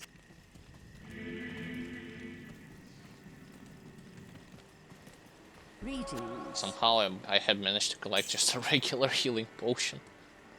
For no reason.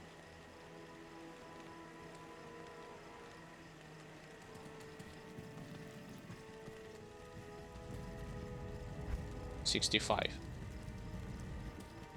Yep. Good evening. Wait, I can give him... Talrasha helmet, nope. Yeah, I need to switch the characters to give him this Talrasha helmet.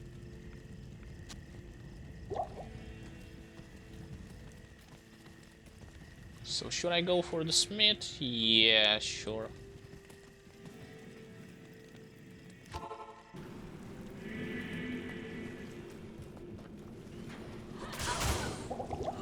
Okay. That was too close for counter.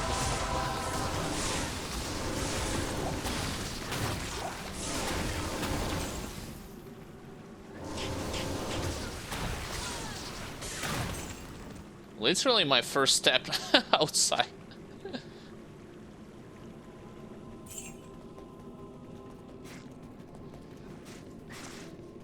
Nope. Gotta go through the other, in the other direction.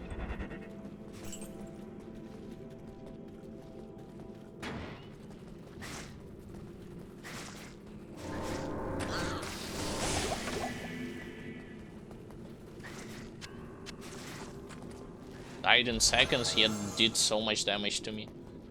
Oh. Another wrong turn, then I need to go to the right. At least I got armor shrine.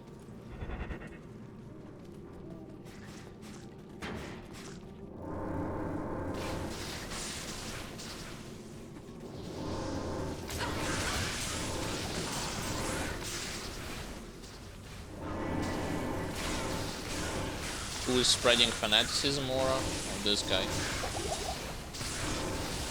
This was spreading. Not anymore. I can't carry anymore.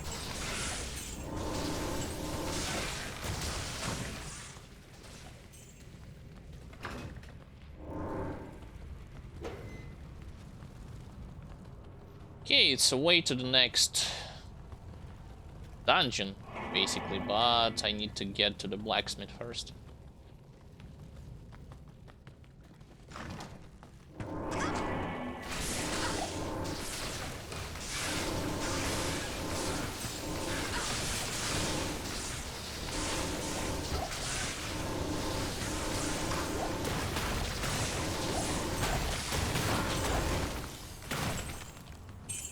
There we go. The less lighting immunes, the better.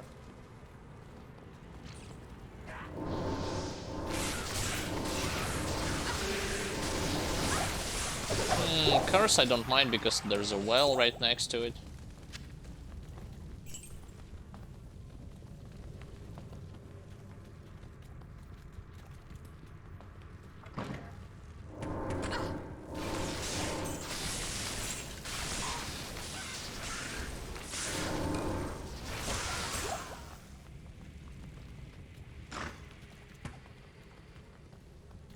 Nothing here, so I guess blacksmith's supposed to be somewhere around this place.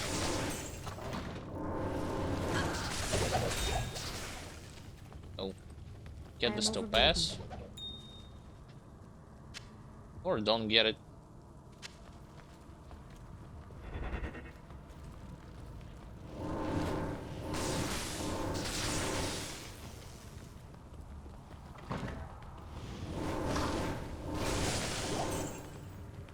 Oh, good that I have actually fire absorption to mitigate those incoming damage from fireballs, even though my resistances are not maxed out.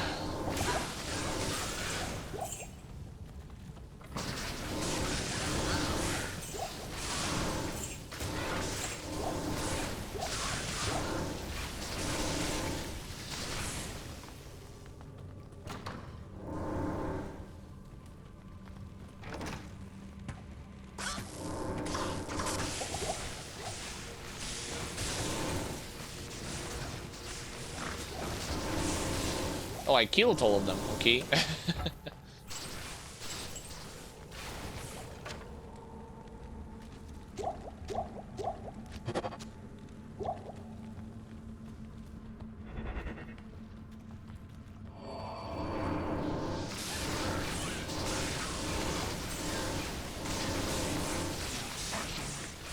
Oh, the smith isn't gonna do anything. Yep.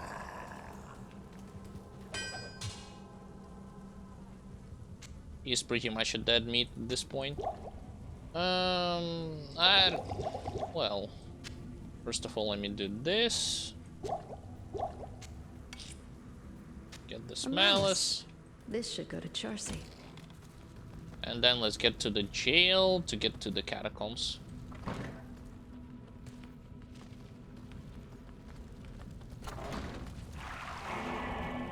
Oh, wait. I'll grab a couple of those greater mana potions because I don't know if there will be any mana burns out there. Most likely, since some of the enemy types are ghosts. Try and cage me, demons. Two elite ones, one with Blast Aim, the other one with Conviction Aura.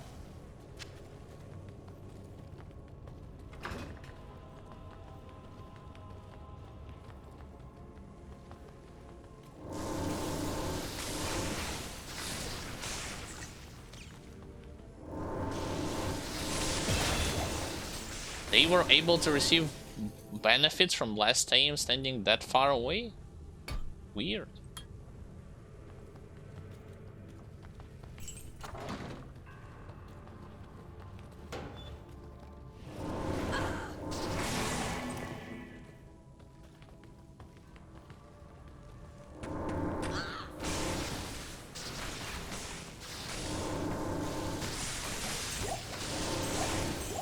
Any of you drop full rejuvenation potions? Yeah, you did. I can't carry anymore. I can't carry anymore.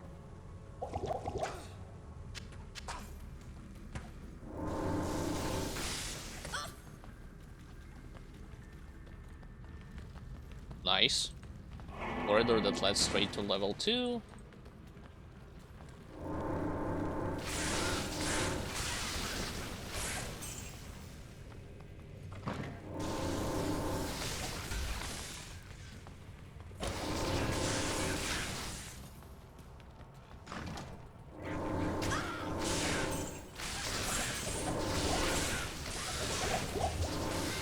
Rejuvenation potions? Nope. Wait. I can't carry anymore. Come on, stop saying I can't carry.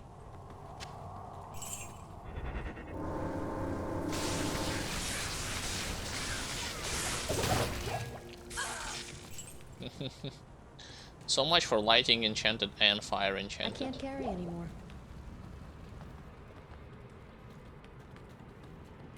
Wait a minute, don't tell me I came here for nothing, and then there is no...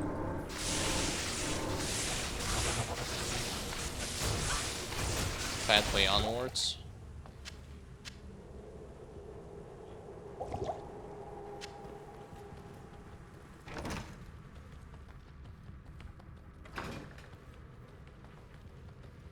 Hate how when the game spawns this kind of layout. Stick to the right to get to the next point, but yeah, sticking to the right, it's easier said than done, sticking to the right wall.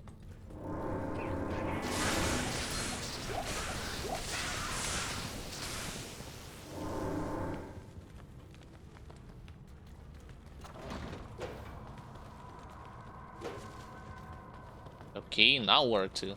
There's two options. Probably this is going to lead me to the waypoint. No, never mind. Level 3.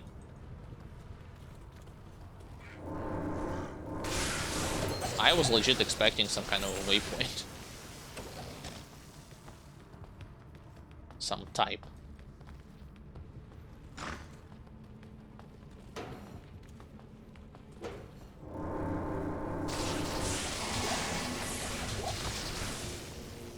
Oh, nice. My traps are capable of destroying even those.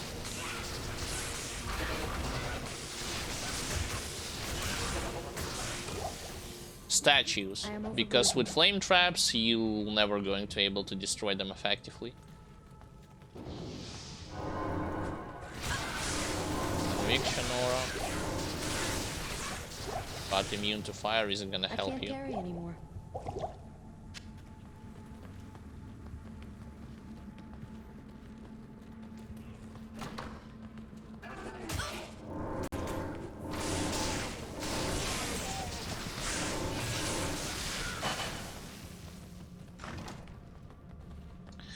Nope, unfortunately, that's not the correct way.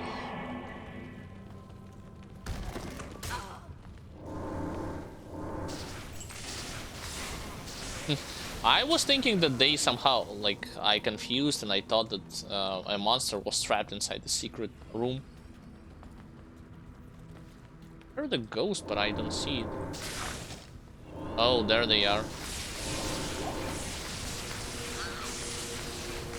Not a lightning immune, so I don't care.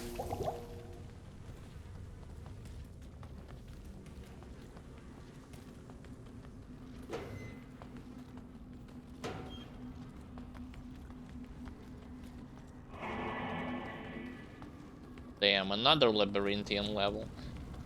Gotta make things more simpler. Ow. Wanna have fun? Have fun then.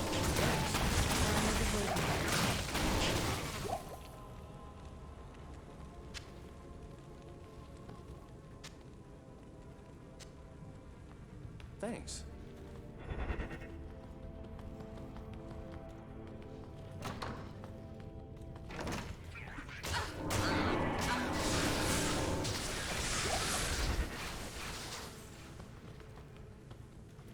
How many right walls am I going to ended up sticking to?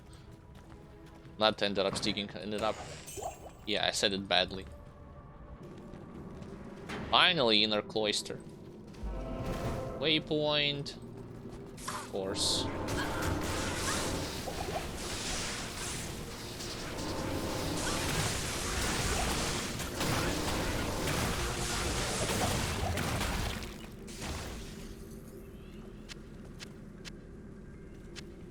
I am overburdened.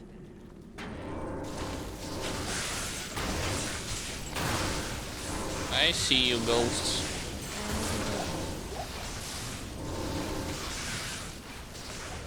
Shamans too.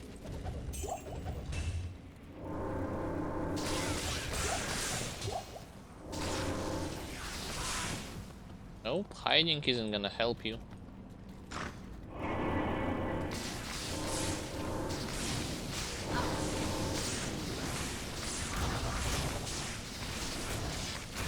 Come on, one corpse.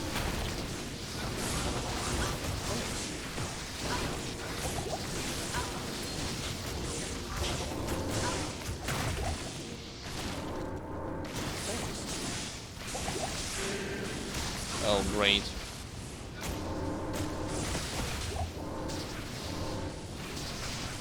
It's all because of those stupid bulls.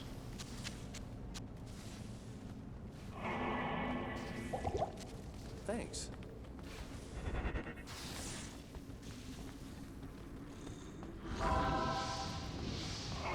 Thanks. Oh, enough already. I don't like it down here.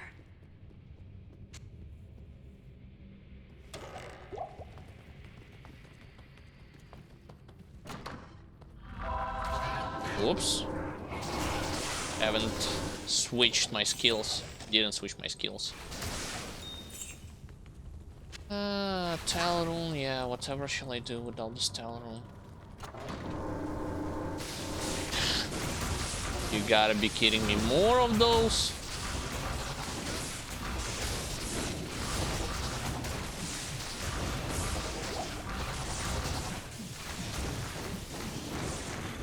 Yeah, that's pretty much my only choice. Stagger them with a IK belt, not bad. Stagger them with Mind Blast and then hit them with Fire Blast and let my Merc do the rest of the damage.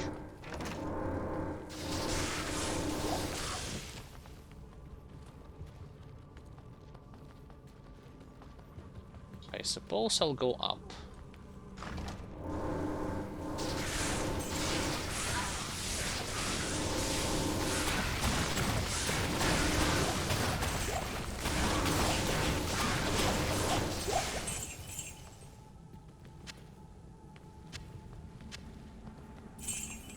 To recover some amount of full rejuvenation potions that I've lost. Like this and this. Okay.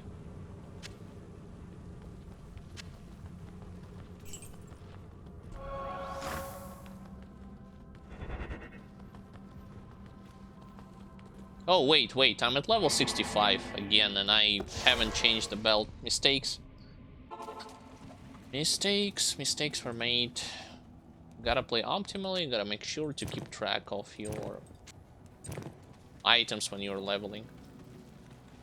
Good day.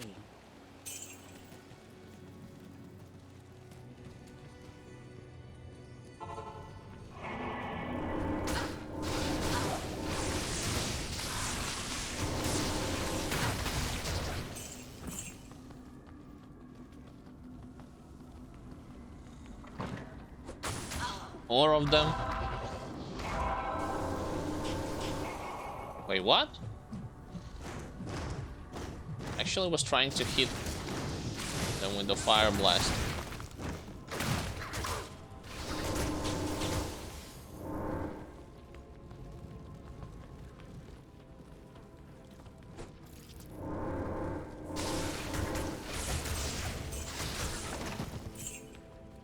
No.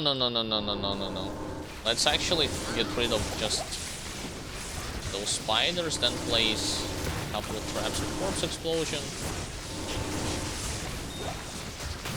Though I don't know why they're not working. Probably out of range. Okay. Thanks.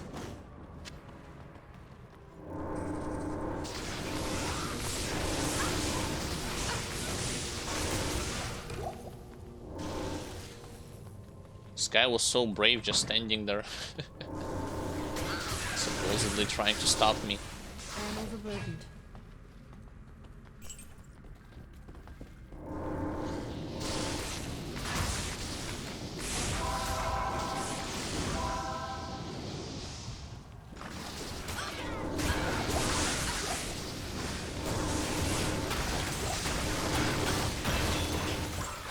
Yeah, I did this on purpose.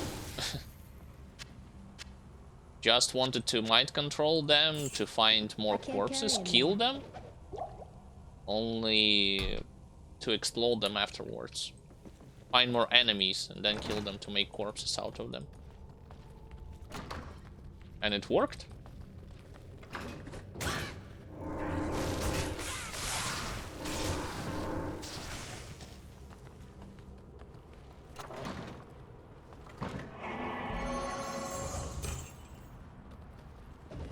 That was a weird sound effect. Fine.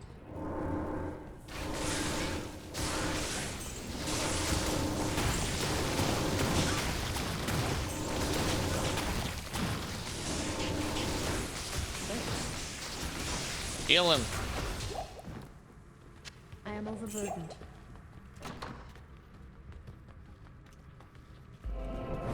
Door, waypoint.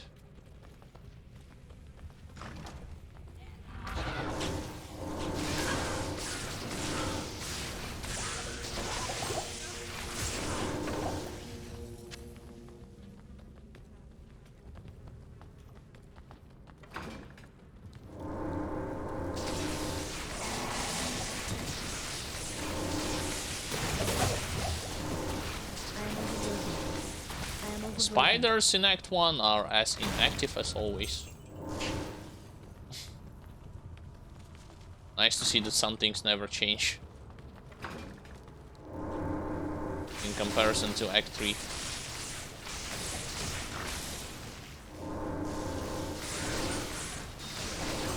I am overburdened.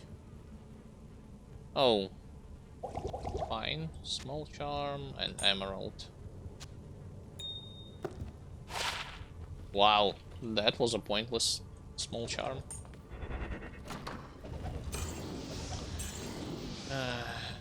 Monsters, please.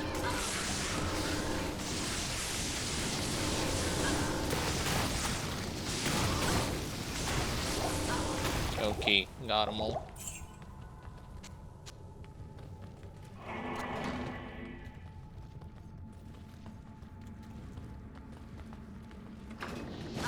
That's not the correct way. I can already say it.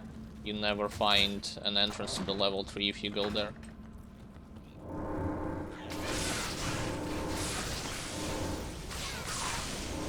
Of course, like, thinking about having the infinity with this class and not relying on fire blast at all outside of synergy, yeah, it's a worthy investment, of course. I'm not going to even deny it. But the resources that is required to have an infinity, that's totally different story. Resources that are required. Oh my god. Really?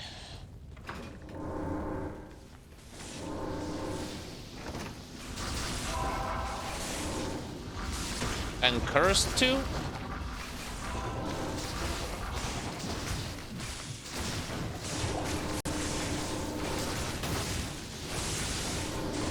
There's only one corpse, so it's not... Now I got him. Thanks. I hope.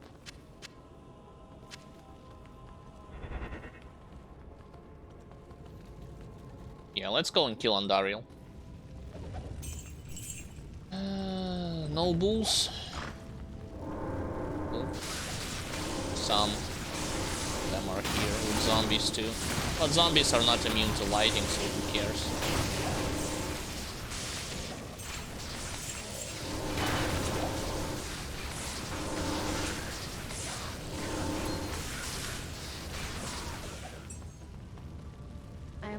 I wish I actually returned backwards and checked the pit just to see elites.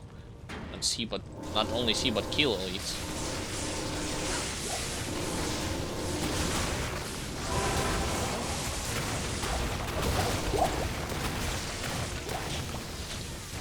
Of course, you gotta have stone skin, do you? I mean, not do you, but don't you? Thanks.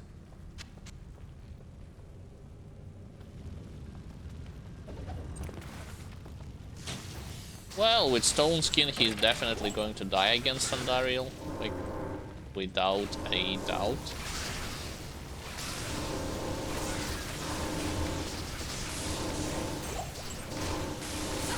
Who's he trying to...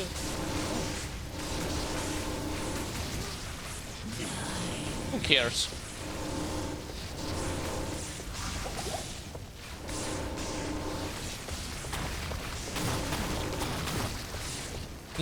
Good luck chasing me around.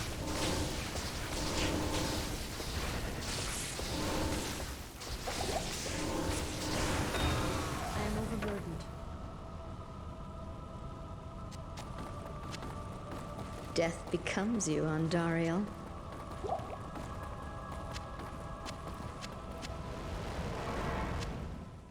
I am overburdened.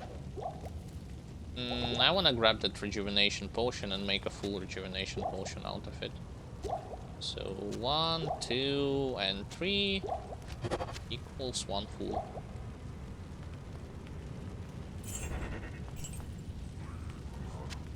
Of course, the moment I saw that my merc got cursed, I already knew that it's like it takes only 1 hit.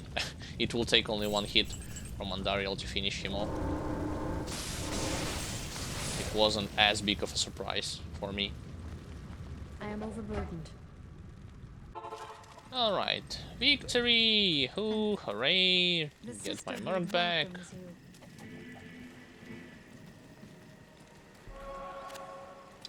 First act on hell difficulty has been completed with some hiccups, mostly consisted of me figuring out the optimal, well, kind of still figuring out the optimal strategy to get rid of those lightning immune monsters. Look.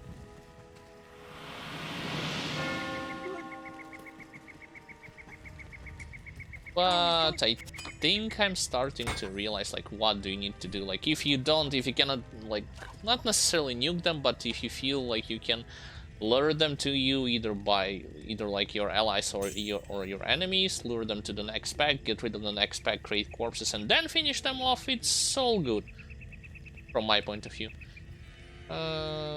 Do I need to sell her anything? Not really. Ah, this room we definitely have. Yeah, we definitely also have this.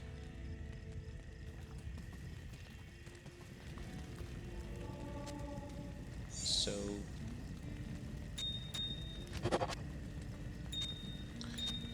yeah, I'm going to be doing all the inventory management stuff later. Let's just get to the Act 2. Unlock the waypoint, save up, and wrap up today's stream. Good day. Greet.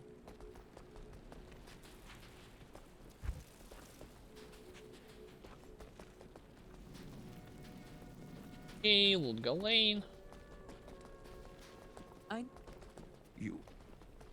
I have artifact. Yes, I know. I don't. I think with all the extra skill points, I will be able to max out Charge Bolt Sentry and still focus on Fire Blast. It's just when I'm going to be approaching Act 3, it will be more like this skill is like I need to rely on this skill more than on other ones. Especially when I'm going to fight against council members, you know, Zakarum Council and their leaders, because all of them, as far as I remember, are lightning immune. And I need to stagger them until my merc, with the help of myself, because I'm going to be using Fire Blast, until we both will do damage to them. That's pretty much our only choice. Anyway, but this is going to happen tomorrow. Ladies and gentlemen, as for today's stream, this is going to be it.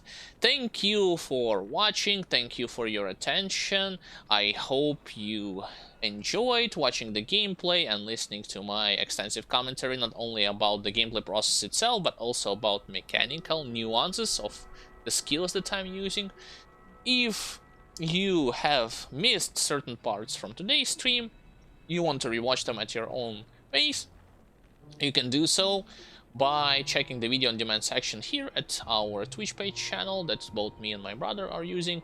There is his playthrough of Zealot Paladin, there's my playthrough with Lighting Trap Assassin. And you can also check our YouTube channel, link to which you'll find in the separate tab section below the Twitch player, where there is always some kind of content to watch while you are waiting for the next stream to occur, like VODs, highlights, as well as videos explaining a lot of the mechanical nuances in this game, and not only in this game but in many other games that we have played. Speaking of the next stream is going to be happening tomorrow, most likely in the second half of the day. I will continue onwards with my Lightning Trap Assassin playthrough from where I have stopped, and that is at the beginning of Act 2. And for everything else, if you want to stay up to date for something that is related to the games that we are playing right now, that we have played in the past and that we were planning to play in the future, there are social pages that we use, Facebook and Twitter. Link are also in the separate tab section down below. Be sure to follow if you're interested. And finally, if you enjoy this kind of content, you want to see more of it, you can support us by various means. It would be to follow on Twitch, subscribe on YouTube channel, leave a like, share the videos, and also click the notification bell to not miss a single video that we are uploading. Additionally, if you want to watch those videos a little bit early, then they are being released on our YouTube channel. There is an opportunity for you to do so, which is called Patreon page. For as little as $1 per month, you can unlock yourself the ability to watch them ahead of the time.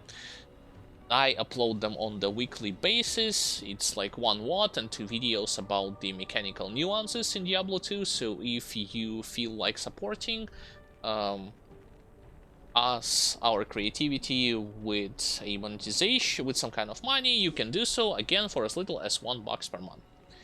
With that being said, guys, this is going to be it for today's stream. Once again, thank you for watching, thank you for your attention, and I wish you all the best. Stay sound, stay healthy and cheerful. My name was Alexander, also known as Sentry, and I will be seeing you all on tomorrow's stream. Bye guys, and have a great time of the day.